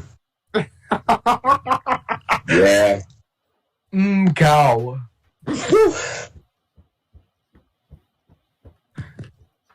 Yeah, that meme is where I'm like, where the mailman was delivering letters and Otis was trying to dance and then the other animals were starting to laugh. Well, I haven't seen it. But I have heard of that scene. Here we go. What I might do to make this easier, I might just render this video, then we put it in the software, then do the rest of the stuff. That might just make it easier for me, actually.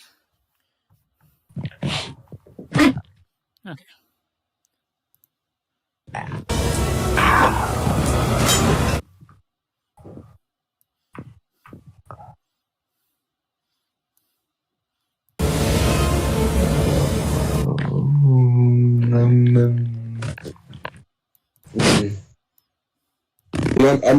If I might ask, Kale, Yes. the scene with James like backing up to the buffers and the buffers are starting to break off. Yeah. Was it a one take Timmy, or did it take a lot of scenes for it to be in a perfect position for the buffers to break? This will answer the question easy. I have 3 separate clips. I think that should say something. But was it ever stressful? Like, don't the bubbles ever like break off like 1 second and what happened? Yeah. There were times when the damn things would not break. Here, I'm actually showing it on stream right now. I'll go to my clips and I'll actually show you. Where is it? Let's go to my clips. Where is it? Buffers. That's okay. There's this one right here. This one is when James is backing up and just maybe breaking them. This one, well, I mean, yeah, this one is definitely James trying to break them. The trickiest part was the buffers kept falling off, but James's tender wouldn't come off the track, like like how in the actual movie. But then this one took a few tries, as you can see, and then it actually friggin' broke. Because if you see, I had to take the buffers off the actual track, and then James was actually able to fall. So it definitely took some time. So Has has James ever fallen off the track just like in that blooper from the actual movie? there was one time we're filming this, I think, or was it the other time? I don't remember. It did happen once though. There was one time I caught him, but there's another time he fell, landed on the floor, and then his battery came right out of him. It was funny though. Oh, oh my gosh! Because if that ever happens, like if you ever do the smelter scene and then James falls off the track just like in the actual movie, then you should say this. Well, now I know how Britt and the others feel. Yeah. When I saw the video of James falling off, I was like, well, rest in peace, James. You know that's actually not what happened though, dude, right? That's not an actual clip from the blooper. That's a fan edit.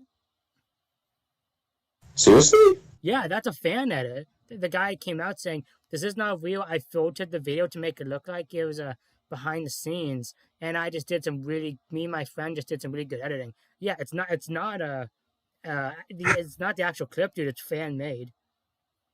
But did it actually happen? It's just that it wasn't filmed? Okay. I think it was filmed, but I think from specific angle. I don't know what specific shot. I just know there was a shot when James was backing up and fell off the set. But I'm pretty sure they did capture it on film, and it did happen. What's interesting is because of what happened, not only did the guy get fired, which I feel terrible for him, but they had to rush James basically to the ER in train form, I guess, and fix him up as quickly as they could. You can't actually see it, but they actually did not finish James's model while finishing the scene. They just finished the parts that needed to be filmed, and that was it. He was not fully repaired while filming the scene. Yeah, not many people know that. Like, legit, James's model was under repair while filming that scene. Like, how funny is that?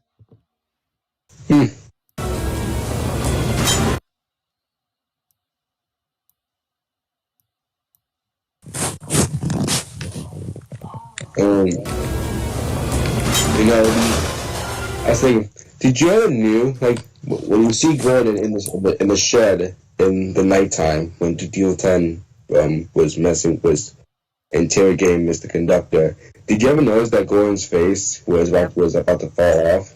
Yeah. Like, did you ever knew? I noticed that. Yep. I mean, like, did you know, like, before, like, someone ever mentioned it or told you about it, or did you just, like, find out by yourself? There were times when it looked weird, but I just took it as nothing. But then someone said, "Oh, his face is about to pop off." I'm like, "Oh, okay, interesting." What ticks me off the most is the big chunk on Gordon's cylinder. Dude, the second I saw the movie for the first time, I'm like, "What's wrong with Gordon's cylinder?" Like, that drove me crazy as a kid. Like, I'm like, "Is this how Gordon's meant to look?" Because I went through the rest of the seasons to check, and he never looked like that. But I watched this movie, and he was like that. So I'm thinking, what's going on here? Is Gordon meant to look like this? And I found out that no, Gordon's model was broken. Oh my gosh! I mean, why? I mean, okay. There's a lot of model things they screwed up on making the movie. Yeah, like Thomas's door. Like, just wait, just wait. Yes, bud. Yeah, bud. Go ahead. You have that last donut if you want. It's in the fridge, my boy. Ashley, grab half of it, okay? And I can have the other half later. Take half of it, split it apart, and eat half of it, and I'll have the other half later. That's my boy. But have something in your drawer as well. You need something to eat. Sorry, and I was just talking to my nephew. Go ahead. Right. It's not just Gordon. It's not just like how Thomas's model was messed up because his doors were missing. Oh no. Apparently his doors were there for what I know, but they would swing back and forth in the frame because the shot when Thomas is puffing up. I'm sorry if you guys see through my mouth. I'm just eating. Excuse me. I'm terribly sorry, but Sorry. the shot when Thomas is backing up to James, beside James at the shed at the beginning. You can actually see something move inside of Thomas's model if you look closely enough.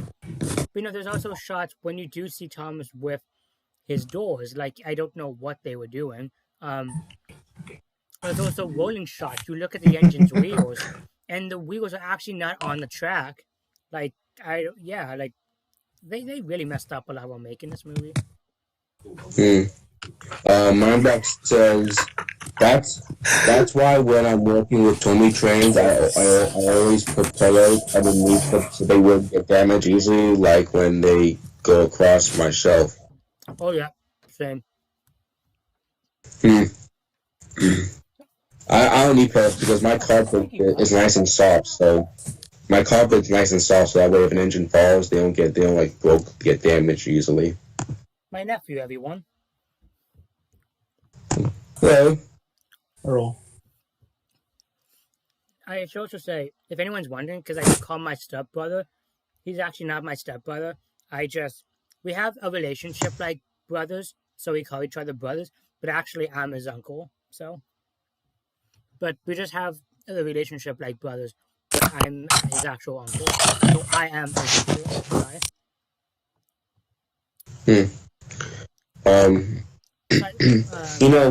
Go ahead, Dan.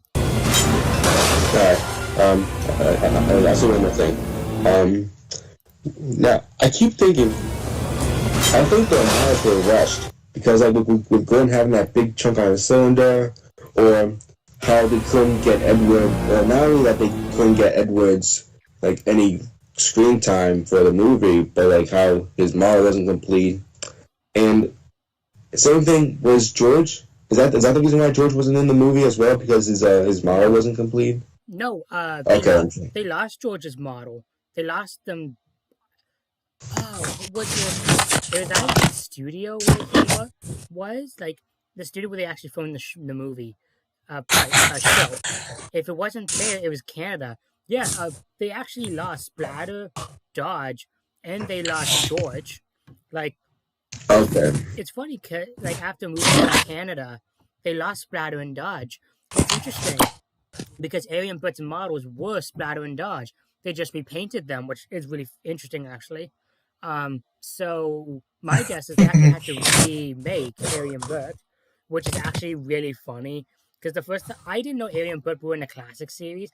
The first time I ever saw Arian Britt was Thomas to the Rescue. But when I found out Arian Britt was classic series characters, I'm like, oh my gosh, this is so cool.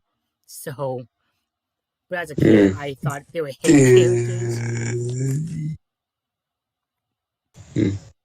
Mindbox says, actually, Kale, in some episodes, Gordon's cylinder was also chipped. I didn't know that. That's really interesting. The more you know. And Mindbox also says, oh, you're an uncle. Awesome. Yeah, thank you. Yeah, like, you see my stepbrother in my videos. Like, again, he's not my brother. We just have the relationship as brothers because, I tickle him. We watch movies together. We sometimes I'll help feed him if he needs help because sometimes he has a hard time chewing stuff. Like, I help I am more of a brother to him than I do an uncle. So that's why we have a brotherly relationship. But actuality, I am his uncle. But I love them either way. So, sorry, go ahead, Aaron. That's alright. I keep thinking that the film is rushed. Like, Magic Road is, as much as I love Magic Road, like my all-time, but I keep having that feeling. Because if you think about it, they weren't thinking as much when they were trying to work on the final cut of it after the test audiences. and with the story, because it's almost like okay, we're gonna put this scene there and that. As much as I love Match Bro, it's my all-time favorite Thomas movies. It's just that I wish that they would just, if they want to redo some stuff or fix it, take their time, because I have a feeling that they're not taking their time with the final cut. Well, no, when they did the actual movie, when they were before the test audience thing happened, they did take their time, but when the test audience thing ended, no, they did rush the movie out because Britt had to realize how to change everything. So, and that was a tricky part because legit Britt was going back and forth between filming and editing. I think she was even doing some editing on the actual set sometimes. Excuse me. But yeah, excuse me. Geez, excuse me. But yeah, she was going back and forth a lot, and it got so crazy that I think they didn't let her in the editor room. That's what I thought. I could be wrong, and that the actual product that was made, she actually didn't say yes to it. It just got made just to get the film out. Like you can tell the actual the product itself is, you could say bad or good. I think it's decent, and there's a lot of great things in it. But like, you can clearly tell some things are rushed, but you can clearly tell like a lot of what they were doing in a good way. But at the same time, you can kind of tell it was rushed in a way. Like, it's a movie you can tell that kind of was and wasn't rushed. But when they're making a movie that we know, it was rushed because so on and so forth. It's weird. Yeah. Like a lot of the misconductor scenes, they actually went back to re-film some more, like not re-film. They went back to actually film more misconductor scenes, which I understand. Like, he's like a big star. But one thing I never understood, why go back and do that and not just film some more engine scenes, like kind of even it out a little more. Like, exactly. The movie is only an hour and 25 minutes. Like, maybe make it like an hour and 37. That's what the director's cut film was. Sorry, the actual, not the actual director's cut, but the original, the original set. Well, the one that got leaked last year, it's on the tip of my tongue. The one that got leaked last year, what is it? Something edits. It's when you start a movie. It's like an early draft of a movie. I don't remember what it's called, but you know what I mean. It's the one that got leaked last year. That one was only an hour and 37 minutes.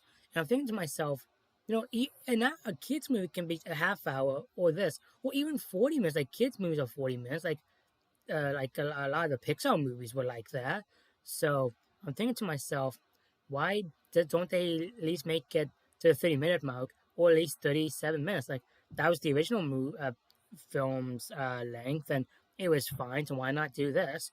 I understand the actual director's cut because the actual movie would have been almost 2 hours long. I understand that, but still, I mean, why not go back and actually maybe film some more engine scenes? And we know there were going to be more because there's a few shots that they never add in the actual movie of the engines. There's the shot in the documentary we see of Golden Palladium Express. There's actually a few shots were shorted, like when Miss Conductor is saying far away on Sodor. In the actual movie, you actually see Gordon coming around the bend pulling the express and Henry chuffing behind him.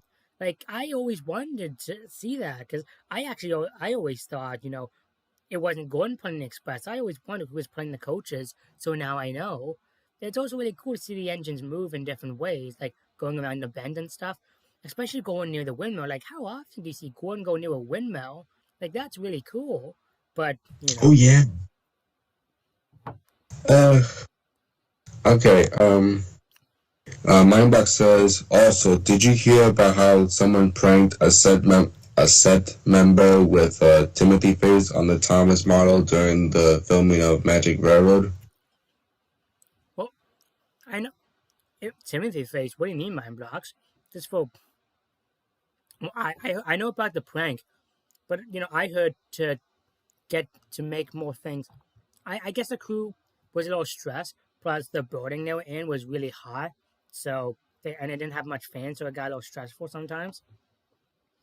But I could be wrong, but I heard what they did is they like make a redneckish face and put on Thomas. And when they were filming, I think the beginning shot with Thomas actually, that's what they used. And they saw it and the crew was laughing. I could be wrong, but that's what I heard. But again, I could be wrong. So Hmm.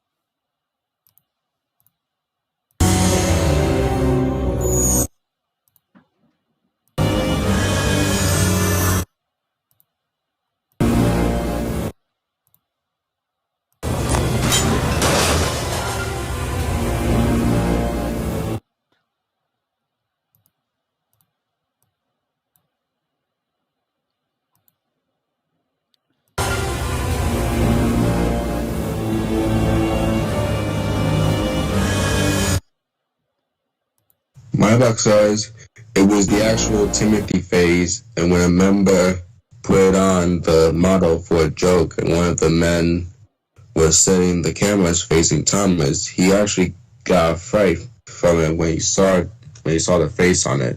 LOL. Timothy face. I mean, an actual model of the Timothy face. That's kind of funny. I kind of want to see what that actually looks like now. Yeah. I know about Timothy. I just don't watch a lot of videos about him. I do watch a couple of videos about Timothy. Right? It's just that he's interesting and over, like, how to say it. He's I wouldn't say he's an overrated character. I wouldn't say he's an overrated character, or he's interesting. It's just that for him being a how do I explain this? I don't know. I'm just not that much of a big fan of him for some reason. I like him. It's just that I'm not as crazy about him. I understand, buddy. I do. It's actually funny that there's actually a character that's named Timothy from Tale of the Brave. Yeah, I remember that when that was going on. Yeah. Train Fan 2006 says hi. Hello, dude. Welcome, welcome, welcome. Meyerbuck says, well, the elderly Thomas phase, as it's really called. Oh, that's funny. So I want to see that. That sounds.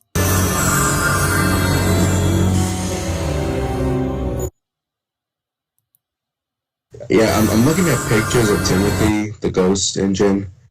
Like I said, good character. He's a really terrifying character. Yeah. Actually, I would love to see an R-rated Thomas movie with Timothy in it. It's was my wait. I'm doing my own take on Timothy in a year or two because I want to finish on. I'm thinking about doing Untold Stories. When that season 1, then I think I'm gonna do season 2.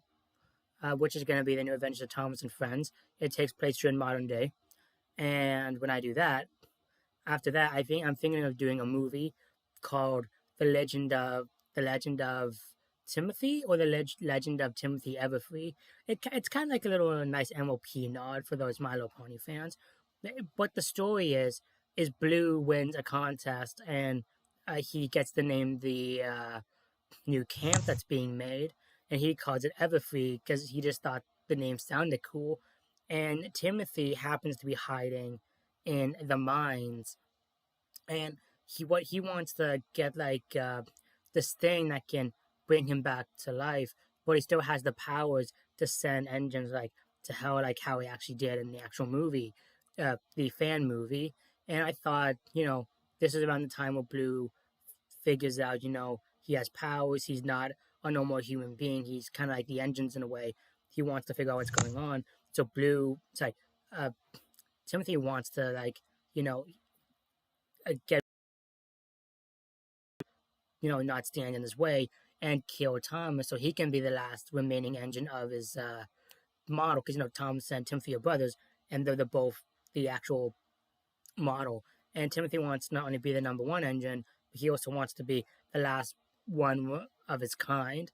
And I thought, that can be like a mature movie, but still be fun for the fans and fun for the kids. So, My blog says you can see a picture of it on the internet. The elderly Thomas face. Ooh, I have to take a look at that. Train fan says, "Oh yeah, Timothy," and Mindblock says, "That's not a bad idea, Kel. Despite that, I'm not a Timothy fan." Well, thank you, Mindblock. That means a lot. Like I said, I do like Timothy. I love how the fans create this character, what his backstory of what his personality, his goals are. And I love what they do with it. I just don't know why I'm not a big fan of him. It's kind of like I'm not as crazy about him as I am with Diesel 10 for some weird reason. I don't know why. Because I understand.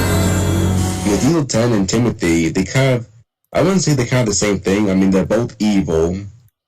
They both want to kill Thomas or whatever. Well, but for different reasons. Yeah. Well, Diesel 10 wants to destroy all the steam engines, not just Thomas. So. Yeah. So, Train fan says, "Cool idea." Thank you all. And Mindbox says, "The fact you have your take on Timothy based on the MLP Legend of Everfree movie."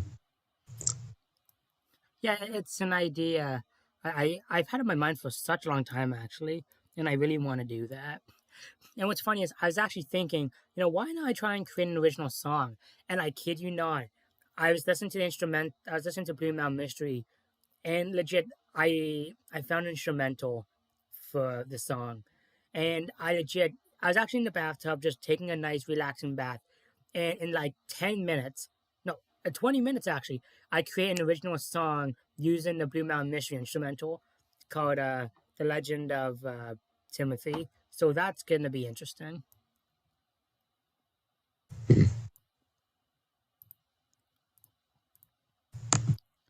I would sing it, but my voice sucks, and I don't know if you guys want to hear it. So I have a good singing voice. well, thank you. I appreciate it. Yeah. Actually, back in May 2020, I've been doing recordings of me singing Thomas songs, like Videos for Lingen or Thomas's Anthem, Oh, and I hear myself like, yeah, I have a good singing voice. Train fan says, "In my Thomas universe, Timothy and my own ghost, O.C. Parker, were removed." huh.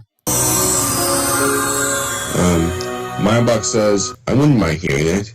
You're singing." I mean, if you guys really want me to, then I guess I could.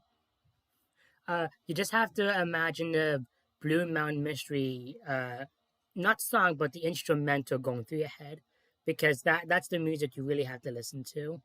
I honestly wouldn't mind playing it, but I also don't mind copyright, but I don't know. But if Mindbox said, go ahead, Aaron. Go ahead. Mindbox says, "I wouldn't mind hearing it," and Trainbound says, "Me neither." All right, well, if you guys want me to, then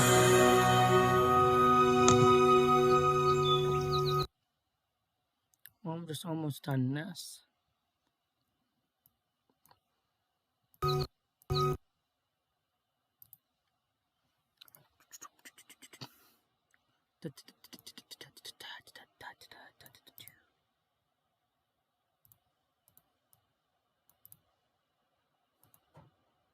Just when James puffs off? Yeah, okay.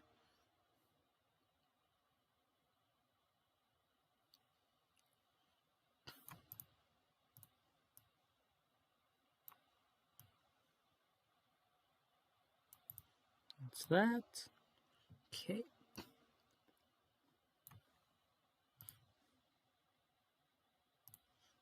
Yeah, just give me a second. I'll sing in a second. Okay.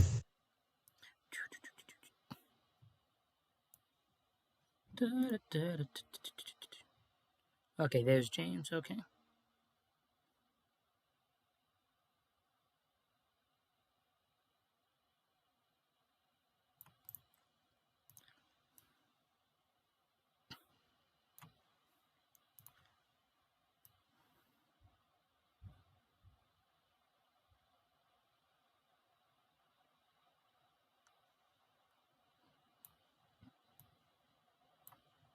Alright, there you go. So I'm just gonna move this. Whoa, whoa, whoa, whoa. Stop glitching, please. Okay. I don't think you ever heard my singing voice. No, well, Aaron, I've listened to your music before. Do you remember?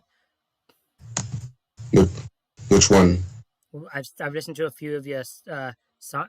You've sent me some of your songs on the Google Drive. Remember? Oh, that. I'm so stupid. I forgot about that. Yeah, it happens. Okay. Yeah, what'd you think of them? The Where Where's Thomas and the Donald Duck music? I haven't listened to those yet, but you have shown me a few of them in the past, like some Don't Judge a Book by its cover. You showed me that one. I liked it. You showed me Useful Engine. I liked it. And Where Was Thomas? You and I were singing it a few weeks ago. Remember? Oh yeah. Yeah, and I thought that was really well done. Yeah, thank you. Mindbox says, "Be right back." Okay, I'll sing when Mindbox gets back because I don't want him to miss the goodness.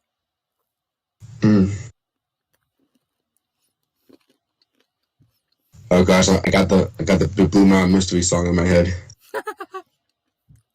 Every day down in the quarry, work so hard. All in the careful, don't hurry. Everyone makes it hard. But deep inside the old tunnels, someone hides away. Too scared to come out and see us, and too scared to say his name. Come and sing along. Blue Mountain Mystery. Blue Mountain Mystery. A secret in the hills. Come and sing along. Blue Mountain Mystery. Blue Mountain Mystery. A secret in the hills. Well, I gotta check something. Okay, yeah. Cause I don't know how that's gonna work with this. Let's go. Let's go to.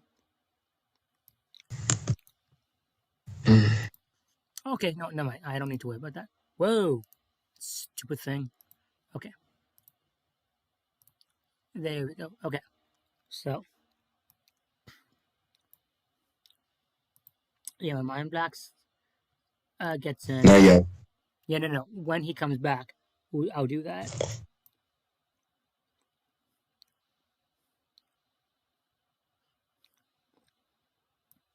Is this it?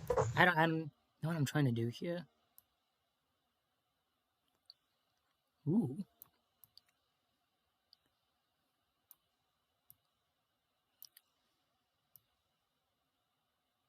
Ooh.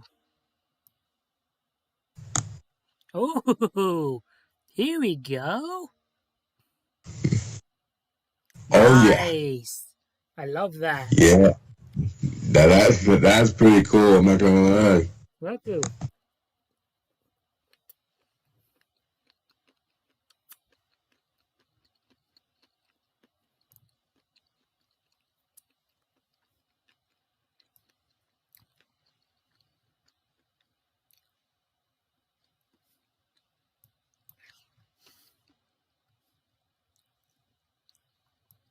Is this one I used right? I hope so. Nope. Color correction? I don't actually remember. Nope. But I know I can use that one. Color match? Shane fan says, "Wow." Yeah, right? Wow. No, it's not it. Ah, which one? Let's be one of these.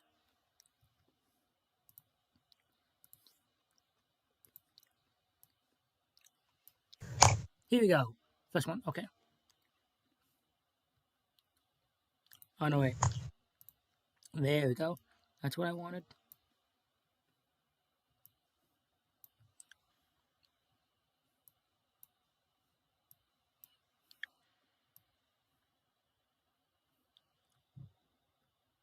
Oh, maybe I should have that legit go all the way. Like, it kind of fits more with the actual, uh, smelter's shed. Nope. It's super. Oh, there we go.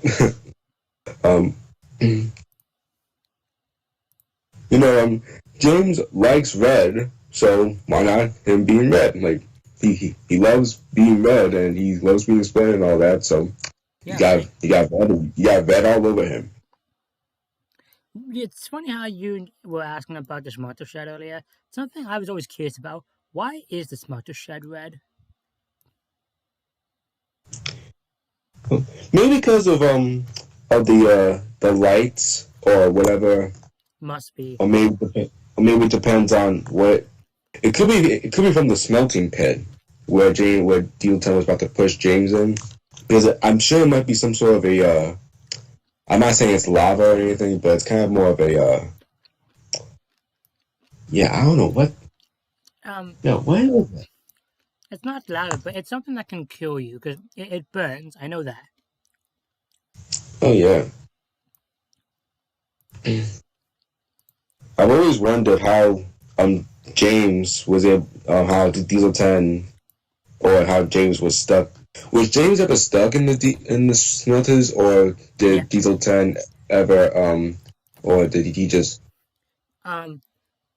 He was stuck because Diesel 10 was on the same track because there was no points for James to move. Even if he could, Diesel 10 could have just moved Pinchy to block him on the other track. So there's unless there's like no like legit unless the buffers were behind James, the magic ones, there was no way for James to escape thanks to Junior. I mean, because no, I'm saying because no, because Diesel 10 was gone before that scene. So James would have had a chance of escaping before Diesel 10 came. Yeah, but it also depends on why James was there. Yeah, true that. Yeah, it's something I always wonder. Why was James there? Maybe James. Here's what I think, in my opinion. Somehow James was not in the smelters. He was somehow working, whatever. But Diesel 10 like train naps James and puts him in the steam and puts him in the smelter's yard. That's an interesting idea, but you think if they did that, for example, you think they would have shown that? Yeah, Like, because one of the Thomas YouTubers I watch sometimes, he actually did this cool thing, but it was his own original idea, and in it, there's a scene where Gordon and James are talking about, you know, why Thomas is so important. Why even just because we tease him doesn't mean we don't love him. But also, James says, at least you don't have to go to work at the smelter shed tomorrow. And I'm like, there we go. That's what we needed to see in the movie. But no. no,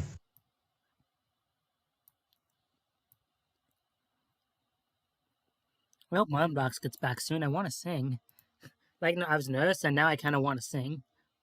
I'm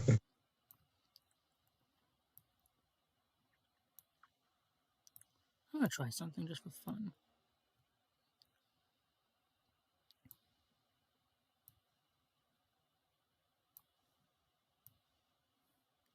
Ooh, cool.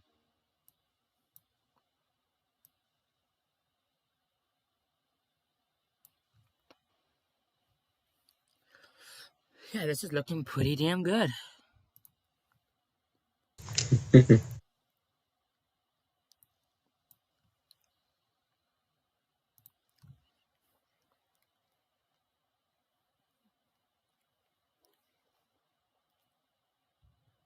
I'll be right back. I need to get my dog. Okay.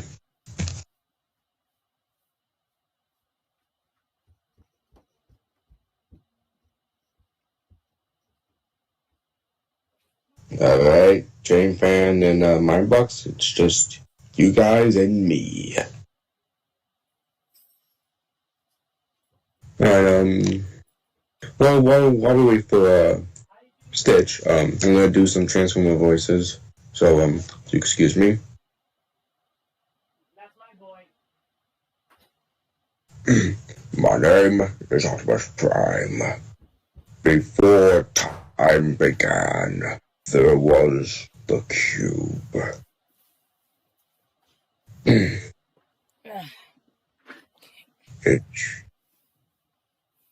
It's you and me, Megatron. No, it's just me, Prime. At the end of this day. Oh, okay. While we were waiting for you, I was just doing some Transformer voices. Oh, cool. My box is still not there yet. No, it's fine. We'll wait. Mm. I mean, I can always just sing a song. Then when Mind Blocks comes back, I can just re-sing it. Alright. Alright. Okay, here we go. Again, just imagine the Blue Mountain Mystery instrumental playing in your head, okay? Because that's the music I'll be using. Okay. Alright. Every day down in the forest, work so hard, hauling load. Nope, sorry, I got the actual song mixed up. Whoops, sorry. Every day down in the forest, work so hard, putting the new camp together. Yeah, everyone plays a part, but deep inside the old mines, someone hides away, an old mysterious legend, and no one will dare say his name. Come and sing along. The legend of Everfree. The legend of Everfree. Secrets of the mines. Come and sing along. The legend of Everfree. The legend of Everfree. Secrets of the mines. All of the cute little children decide to tell their friend about the red-eye glowing engine from start to very end.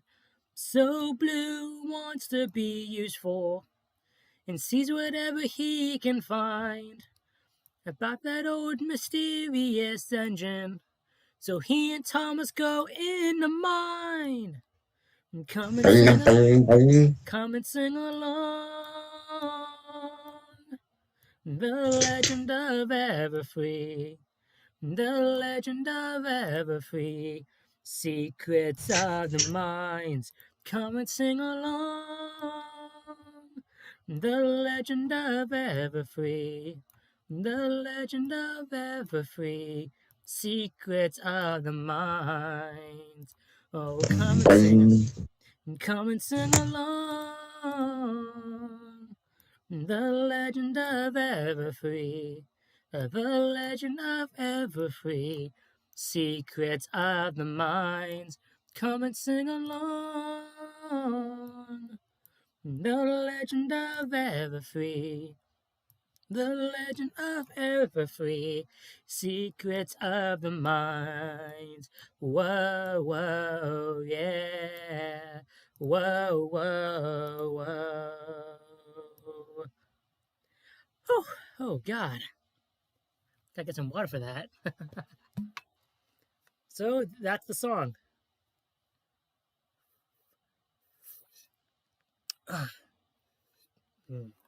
Love my water.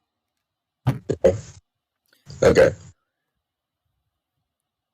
You there? Yeah, I'm right here, dude. Yeah. Were you done, or will you continue, or were you still singing? No, I'm done. I'm done. All right. Hold on. Yeah. Good. That was pretty good. Pretty good. I actually plan on doing an instrumental soon and actually singing the song. Like, getting people a small sneak peek whenever the actual movie does come out. So, Mm. but yeah, like, sorry, go ahead, Aaron. No, sorry, you can go. I was gonna say, legit, that song only took me 20 minutes to come up with. Maybe an hour, because I want to get the lyrics right. And my singing may have been a little off, but when I actually sing it will sound a lot better. Speaking of singing, I was actually doing a back in June. I was singing the ode to Gordon, but with the Gordon voice, my Gordon voice. That's cute. Yeah. We'll sing a song for Gordon. He's big, he's fast, he's proud. His paint is blue, so strong and true, and his whistle's really loud. The fastest train on the door, you can forget his name. So when we've sung for Gordon, well, we'll sing it once again. The wind and rainy thunders on him we can rely. Reliable and useful too, and that's the reason why. We'll sing a song for Gordon. He's big, he's fast, he's proud. His paint is blue, so strong and true, and his whistle's really loud. The fastest train on the door, who can forget his name? So when we've sung for Gordon, well, let's sing it once again. The journey's never dying out. I work all day and night, and everyone admires his boiler gleaming bright. I don't think I've heard that part of the song before. Huh? I don't think I heard that part of the song before. Must have been an extended version I never heard of. Yeah. We'll sing a song for Gordon. He's big, he's fast, he's proud. His paint is blue, so strong and true, and his whistle's really loud. The fastest train on the door, you can forget his name. So when we've sung for Gordon, well, let's sing it once again. Really love that song. Nice job, by the way. Yeah. Thank you. I was actually, what's funny is, I was singing, after that, I was like, you know what? I'm going to sing Release for Engine, but with my Thomas voice. How'd that go? It was like this. Alright. So I'm trying to get the young voice going. Okay. Do you want me to? Do you want me to hum the instrumental for you? No, it's okay. Okay. He's a really useful engine, All the other engines, they'll tell you so. He huffs and puffs and whistles, rushing to and fro. He's the really useful engine we adore. I'm going to be singing the Magic Word one, okay? That's it. No, that's fine. I always sing the one too. He's a really useful engine, 'Cause the back controller, he told him so. Now he's got a branch line to call his very own. He's the really useful engine we adore. He's the one. He's the number one. Thomas the Tank Engine. He's the really useful engine we adore. Dun, dun, dun, dun, dun. Da, da, da.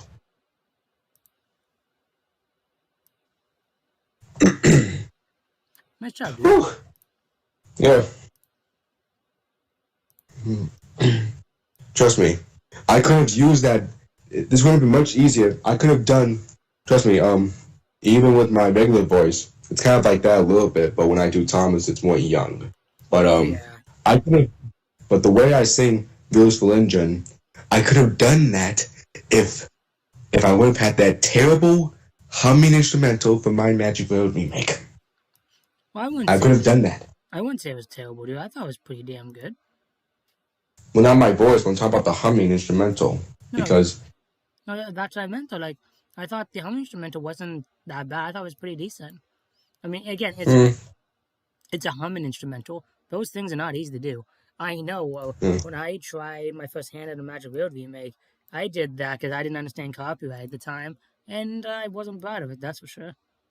And what's funny too is I actually had footage of it, and man, am I happy I got rid of that. Train Fan says singing "Let's Have a Race" with SpongeBob's voice. Oh, jeez. You know what? Why the hell not? Let me give that a shot. Nah. Oh god, this is gonna sound so bad. No, I'm just. Yeah, never mind. I'm gonna shut up. Nope. No, I'm not doing it. I'm sorry. No. I mean, Yeah. I will sing it just for fun. Like, you want to sing it? Me? Yeah, you and me. Let me get the lyrics because I don't know some of the lyrics in the song, but Oh, really? Oh, okay. I know most of them, just not all of them. Right. Okay. Just let me get this going. Hold on. And okay, let's go. All right. 1, 2. Is it okay? Whenever you say 3, we'll start singing. 1, 2, 3. A lesson that with anyone you never should forget is the art of letting go away. It's not always about winning. You must learn that from the start. Enjoy yourself and remember what counts is staying hard.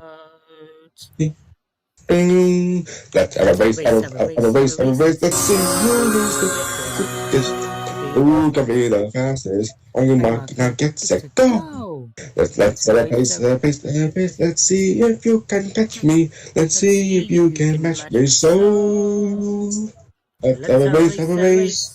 Bum bum dum dum dum dum dum bum bum dum dum dum bum dum dum dum dum dum. Thomas challenged Birdie to only race one day. The driver said, "Get ready, but be careful along the way." The band lined up together and enjoy the fun. The station master called out, "Are you ready to begin?" Bum bum ding dong. Let's have a race, let's see who is the quickest, who can be the fastest. On box, now get set, go! Let's have a race, let's see if you can catch me. Let's see if you can catch my soul. Let's have a race. Birdie busts the speed to sped along the way. Thomas tried too hard to catch him on the way. Eventually he passed him, but he had to say, the pastor went on Hill Thomas. I'd see you when like a name. That's when he's like a airplane. Boom, boom, boom. Let's have a race, let's see who is the quickest, who can be the fastest. Let's go. Let's have a race, let's see if you can catch me. See if you can catch my soul. Let's have a race. Let's have a race. Let's see who is the quickest, who can be the fastest. On my let's go. Let's have a race, have a race, have a race. Let's see if you can catch me. Let's see if you can match me. So, let's have a race, have a race. Let's have a race. Let's have a race. Right now. You know what? I'm just gonna say, forget it. Why? I mean, I can always just take it out later. But why not? I actually play an instrumental for us to listen to. Like, why not? I legit want to sing a song with one instrumental right now. Yeah, feel free to. And you'll hear it in the music bar, Aaron. Trust me. So, if my Which one am I doing? Hello? You'll see, especially when you hear it. What'd you say? You'll know when you listen to it, dude. Trust me.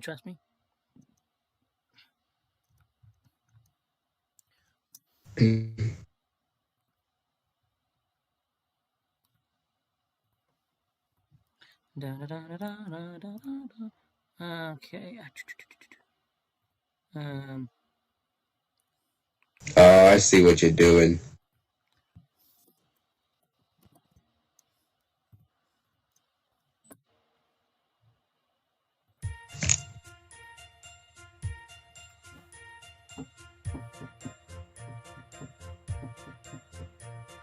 He's a really useful engine, you know.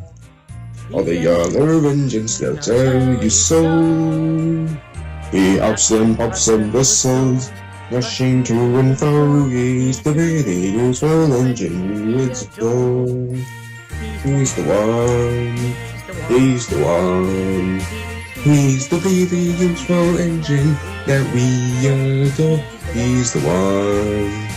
He's the number one. Tom is the engine.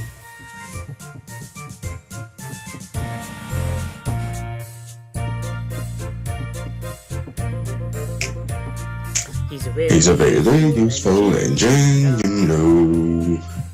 Cause the back controller, he told him so. Now he's got a backside to call his very own. He's the really useful engine we adore. He's the one. He's the one. He's the really useful engine that we adore. He's the one. Now he's got a sunshine that costs He's the engine we adore.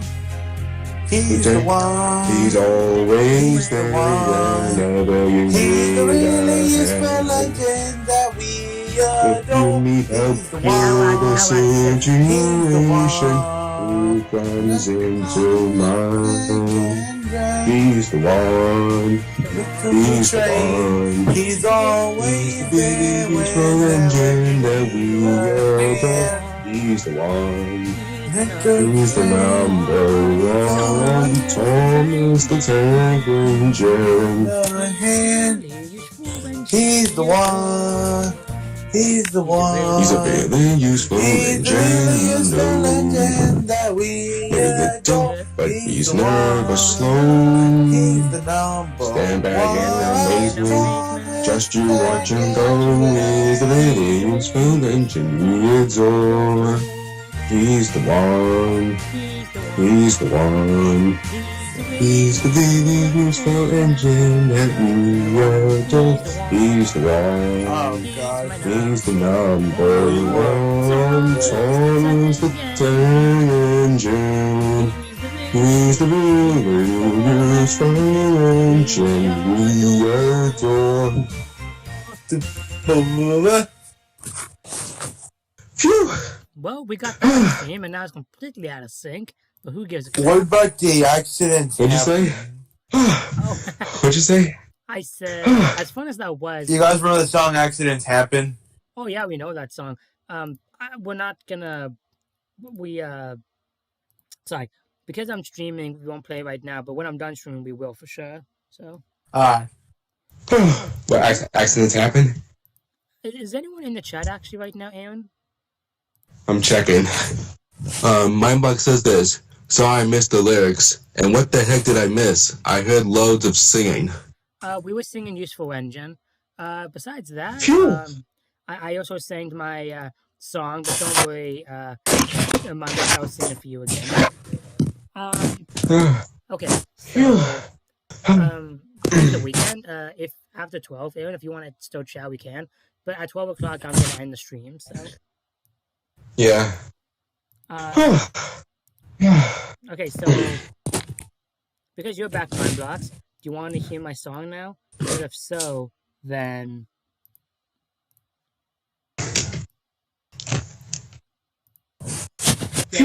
whenever we're done streaming Mario, we can listen to some instrumentals. I just decided to take a risk and do that just this once. But if we keep doing more, we'll keep getting copyright claims, and that's not good for my channel. Oh yeah. Okay. Take a breath, bud. Take a breath. No, because trust me, I had to try to do it less loud, but that way, because my neighbors are sleeping, so I'm trying to do it quietly. That's not easy. So, I mean, it may sound loud, but trust me, I'm actually being a little quiet right now. But Right. that's why I'm losing my breath, because I've been losing up my entire breath just to be quiet. But I'm good. Yeah. All right. Okay. Mindbox says yes. Okay. Before we do, I'm just gonna watch this quick. This is the This is the actual video, and there's no green screen or anything yet. But this is what the video is so far. I'll show you guys this. Then I'll get to my song.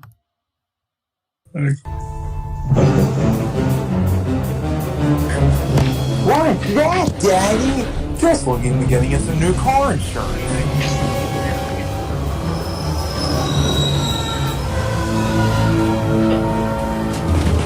Kylie says, I want car insurance too, Daddy. Well, Kylie, I was hoping you'd be able to afford your own by now. Yeah. They made me laugh.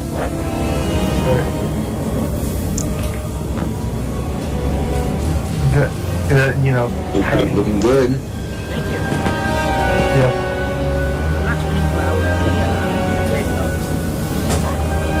Have you ever tried switching James's face, since that's the James you're using? Oh, don't worry. That's a part of the next editing process. This is just the basics.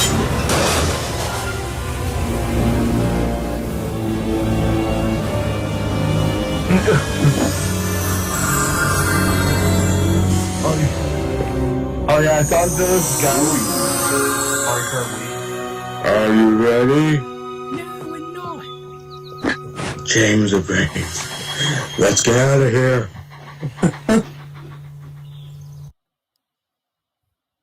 Hi. I'm really proud of that. Looks good, yeah. And James jumps away. All right. are. Yeah, that's right. Oh no, we want a proper engine, not a red monster. Oh yeah. Oh yeah. I can actually play because that's actually not a copyright song. I'll play that James's theme in a sec. Okay. So Mindblocks wants to hear my song from my new movie, so I'll sing that. You ready, Mindblocks? Wait for him to respond, then I'll start singing. Alright. Yeah, make sure you please have the chat up there, and so you can see what's going on, buddy. Yep, my eyes still at the chat. Just want to make sure, my buddy. No worries. Cool.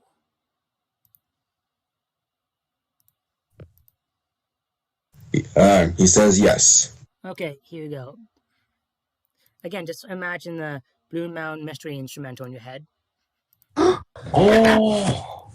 Every day down in the forest, work so hard, putting the new camp together. Yeah, everyone plays a part, but deep inside the old mines, someone hides away, an old mysterious legend, and we do not dare say his name. Come and sing along. The legend of Everfree. The legend of Everfree. Secrets of the mines. Come and sing along. The legend of Everfree. The legend of Everfree. Secrets of the minds. All of the cute little children decide to tell their friend about the red-eye glowing engine from start to very end. Someone who wants to be useful and see whatever he can find about that old mysterious engine. So he and Tom's adventure in the mine. Come and sing along. The legend of Everfree. The legend of Everfree. Secrets of the mines. Come and sing along. The legend of Everfree. The legend of Everfree. Secrets of the mines. So come and sing along. The legend of Everfree. The legend of Everfree. Secrets of the mines. Come and sing along. The legend of Everfree. The legend of Everfree. Secrets of the mines. Whoa, whoa, yeah, yeah. Oh God, my voice. Oh, man. Singing is not as easy as it used to be for me. Alright. No. So that's it, Mind Blocks. Do you want to hear a deeper and scary voice that I just did? Well, I didn't do it, but I mean, it's actually Darkseid's. I was actually doing an impression of Darkseid from the new Justice League Snyder Cut. Okay. But it's really good. You may not know who Darkseid is, but his voice is super deep. So it's like it's like this. Oh, Steppenwolf. Could it be true that you have found it? If it is redemption you seek, find the third box. Synchronize unity, and when this world is scorched, I will come for my great prize. I have turned 100,000 worlds to dust, looking for anti-life, looking for those who rob me of my glory. I will stride across their bones and bask in the glow of anti-life, and all of existence shall be mine. Yes, you did. Anti-life is found, decide, and we will stop at nothing to possess it.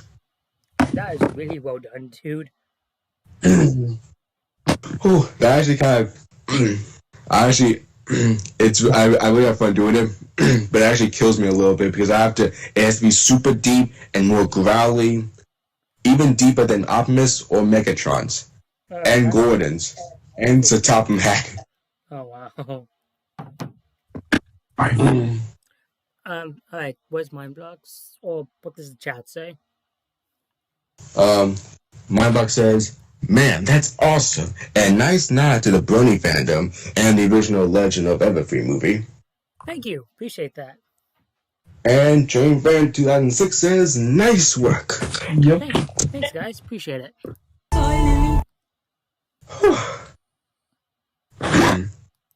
The one part that kind of that's really hard for me to do is the part when Darkseid says, "And all of existence shall be mine." Oh gosh. Oh my gosh. It has to be so growly and of a deeper tone. I mean, I did it, but oh my gosh, it's a pain in the butt. I mean, even though I'm really good with deep voices, this one is super deep, so... Right. Deeper than Optimus, deeper than Gordon's, deeper than Topham Hatt's. Hi, Lily. I'm sorry, guys. It's been 1 years. I wish once I ever am useful. Oh, yeah.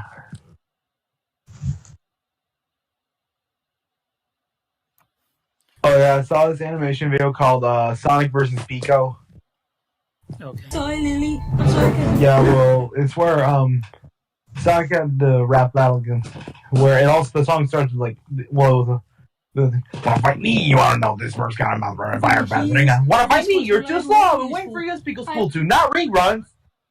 These are the change. Every new game's fun. They were too damn strange. You knock me, your turn to rapping.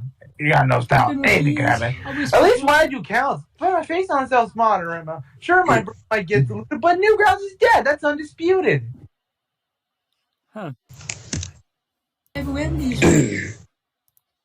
Defenders. They have failed 100,000 worlds. They always fail. I have come to enlighten you to the great darkness. I will bathe in your fear. And if it's not Yeah? if it's not too much trouble, buddy, can you maybe do your voices after the stream? The reason is when you do your voices, like they're pretty loud, and I'm trying to keep one ear out for my stepbrother. Oh, okay. No, it's not to be mean, like, because if I turn you down, I won't be able to hear you that well, so I have to turn it up all the way. So if it's okay, just wait until the stream is over, please. Which won't be long, like 10, 15 minutes. So I understand. thank you. Sorry, Lily. I'm sorry, I got a bit more keys. I'm responsible. I have a useful. I was about to say, because I'm like, when I was doing my voices, I'm like, isn't it way too loud? Yeah. And for the stream, I'm about to say before you said. Right. Whew. I have a question to ask. Yes. Do you know the way? Do you Oh, know no. the way? I wish I knew the way. I will be. Do you know the way? Yeah, Oh my God, I swear. Useful. I Wait. will be. I don't know the way, sadly. I wish. I will be. Come on, brothers. I have a useful. I will be. I will be.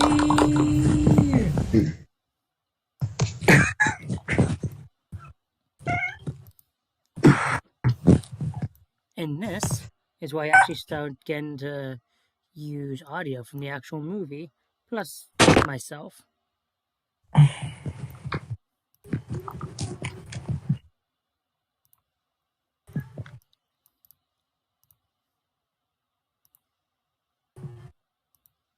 Good job.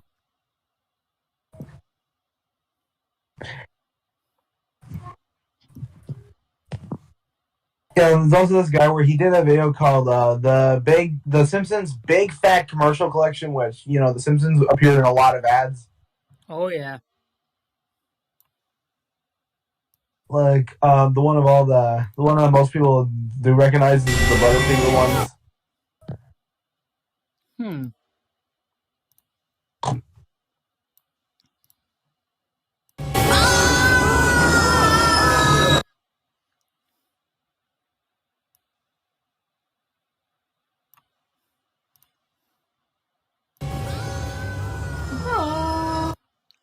Okay. here we Okay. go. My box says no. I'm sorry, not my box. Train Friend says I do good impressions of the main six. Oh, that's cool, dude.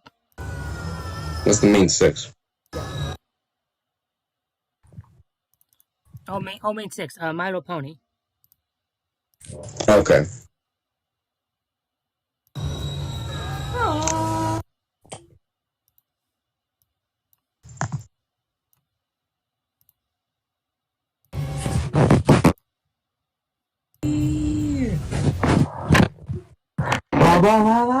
Cause if you wobble me, then I would wobble you. If you wobble me, then I would wobble you. That's right. I can just turn this all the way up and just move this all the way down. That's right.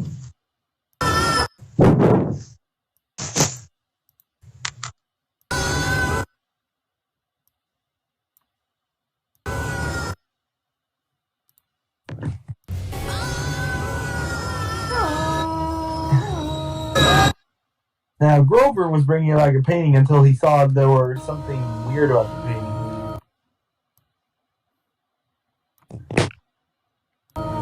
Jet. My inbox says the main 6 are like the Steam team, but with main ponies themselves. Yeah. Jet.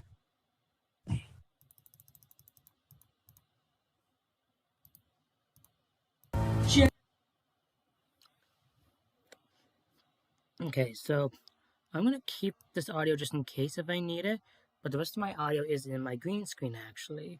So, but just to be safe, I'm gonna just move the parts around with James and Diesel 10 and Junior, just to be safe and easier.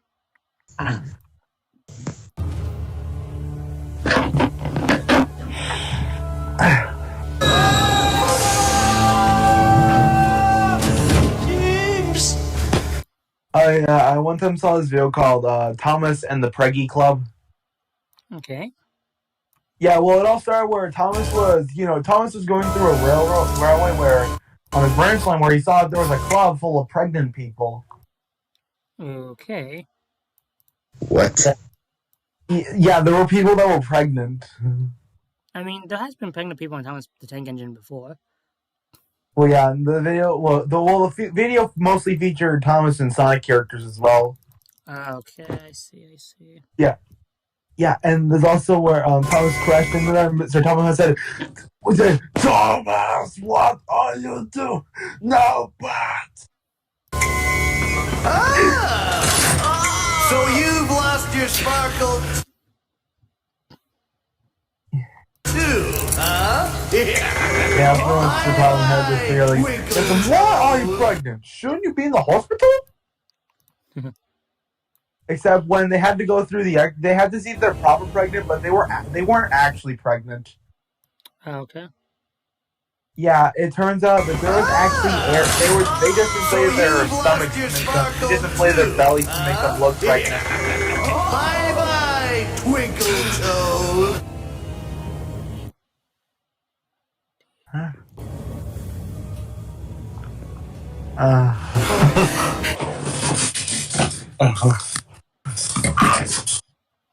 Okay, so I messed this up a tiny bit, but that's okay. That is totally fine. I know exactly how to fix that. Train Van says, and maybe that's why people pair them together. Bye bye, Winkle Toe. Mindblock says, well, he's talking to Train Fan, and that's why I still think Thomas and MLP make a good combo. Train Fan says, same here. I can see that.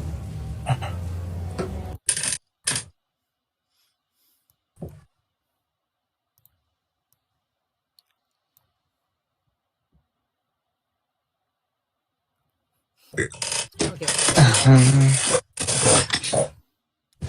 I know exactly what needs to be done here.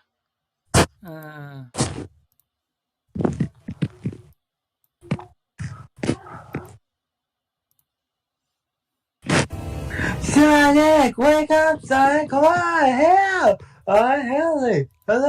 Yeah, shut up, Tails! Oh yeah, shut up, Tails. That's good. Yeah, I saw that the scene was recreated, but with Thomas and Percy. Winkle Toe.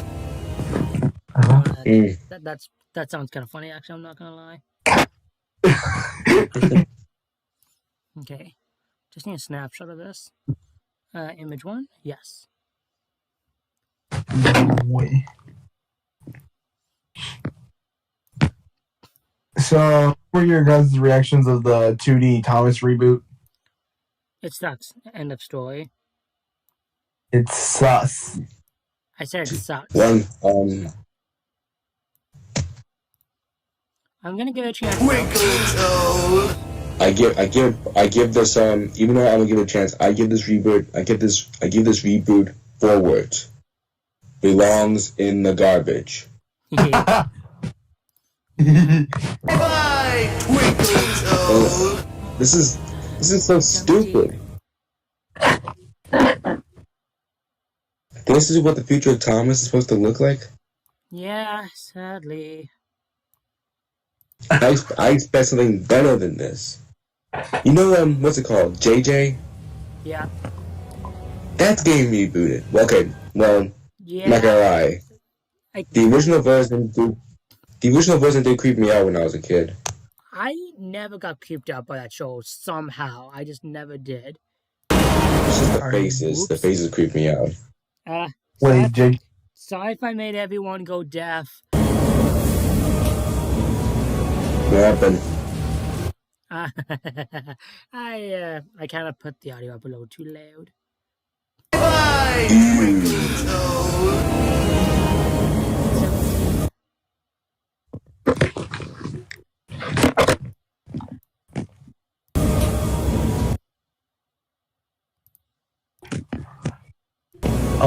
I know you guys were talking about. You were talking about JJ the jet plane. Yeah.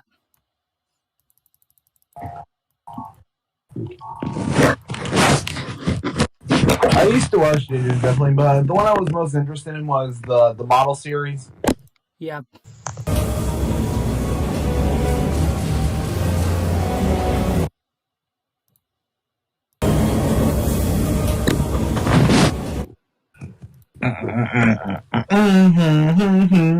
Bye-bye, Twinkle Toes.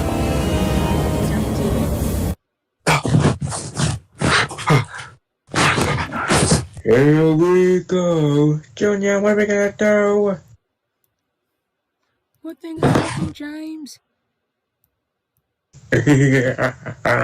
That's it.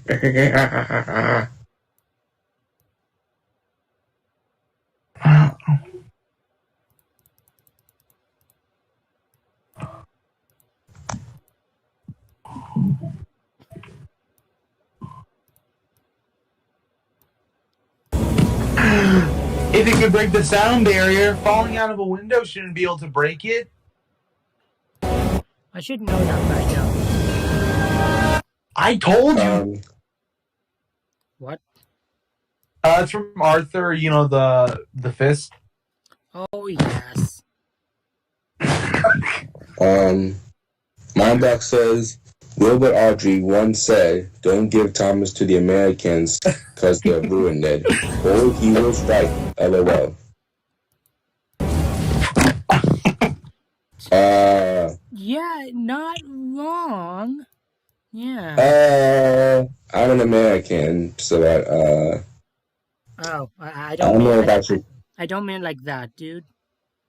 I don't know if I should be offended by that or if I should. Actually, wait, I'm Canadian, so that also means don't give them to us. So, no, I take it back. Like, I mean, let's be honest, America, like, Thomas, don't he, how do I say this? Don't, just because Britain, American, Canadian, whatever, like, honestly, whatever country it is, couldn't do bad or good for Thomas. So, honestly, it doesn't honestly matter. I understand why Audrey may think that, but it doesn't honestly matter, to be honest. Like, it's a good thing Thomas went to America. We wouldn't have gotten the TV show or the movies or anything. Like, I say it made the franchise like, a little better, but it also made it worse. So, like, honestly, like, I kind of understand because the very series is his baby, but still, like, jeez. Like, if it wasn't for, legit, if Thomas never came to America, he would never be as popular. I mean, am I wrong? No, not wrong. Trey Van says, "Look at the new word, Thomas." Yeah. And Trey Van says, "At least Big World Big Adventure was decent. I hated this movie so much."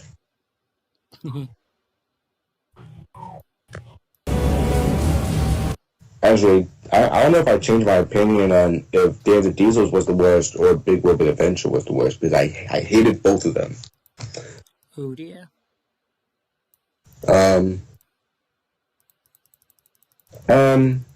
Yeah, Big Adventure was the worst because it affected the entire show.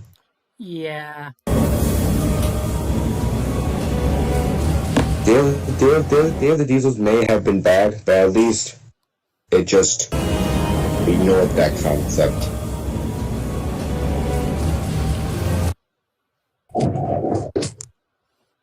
Okay, let's try this now. This should work better. Good game, you're done. You are dead.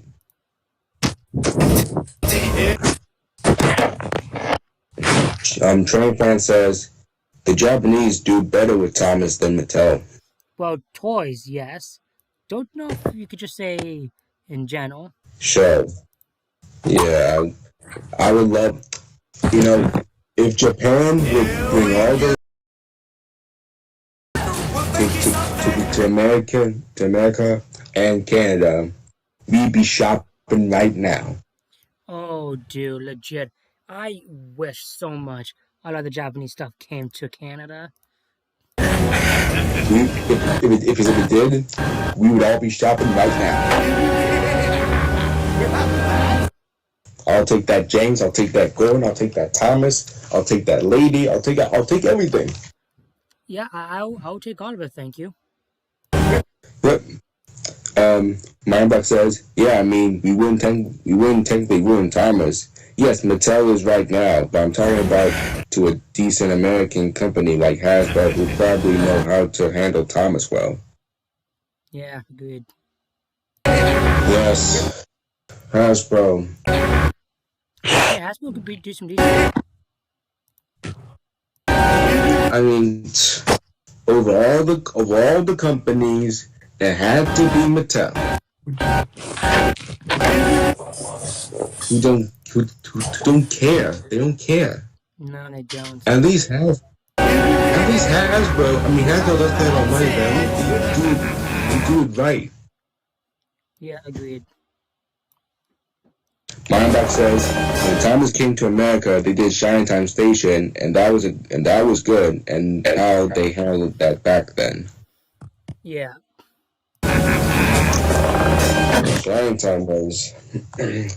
The first episode I saw Shine Time was Mr. Conductor's Evil Twin. I honestly don't even know what was the first one I ever saw, to be honest. I honestly really don't. Because I didn't know that the narrator, who was George Carlin, was Mr. Conductor. I did not know that, so I was like, "Oh, Mr. Conductor's in it." But then when I heard his voice, I'm like, "That sounds like one of the narrators," and it was. And I was so happy. Oh yeah.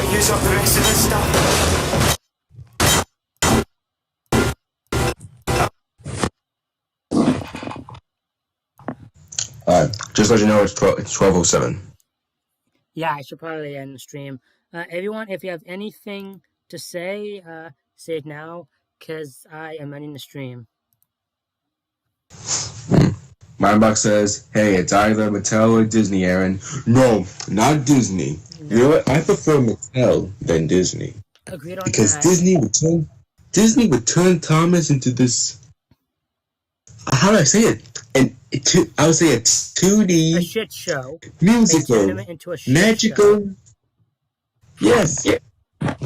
Oh, I can just think about it right now. Dun, dun, dun, dun, dun, dun. Okay. Okay. Everyone on the chat, say bye. Aaron, Mario, I'll still chat for you, but let's make this quick. I can let the chat, but ending the stream because it's 12 and I need to be upstairs. Stuart's not supposed to be up this late, so let's chop, please. My inbox says, oh, and also another thing about Magic Road. Some people thought that Alec Baldwin played the Topham Hatt in the movie when he played Mr. Conductor. Yeah, that's right. And he's just looking for another. He's just looking after the railway. Train fan says, disgraceful. Right. Okay. Well. Okay. Well. Everyone, I'm gonna be streaming again tomorrow. If not 8 o'clock, it'll be 7. And like last night, we'll go up to 12 because long weekend. We'll have some fun. So until then, I'll chat to you all later. And thanks for coming. Sorry to end this so early. Well, rushed. Just need to be upstairs for Stuart. So that said, I'll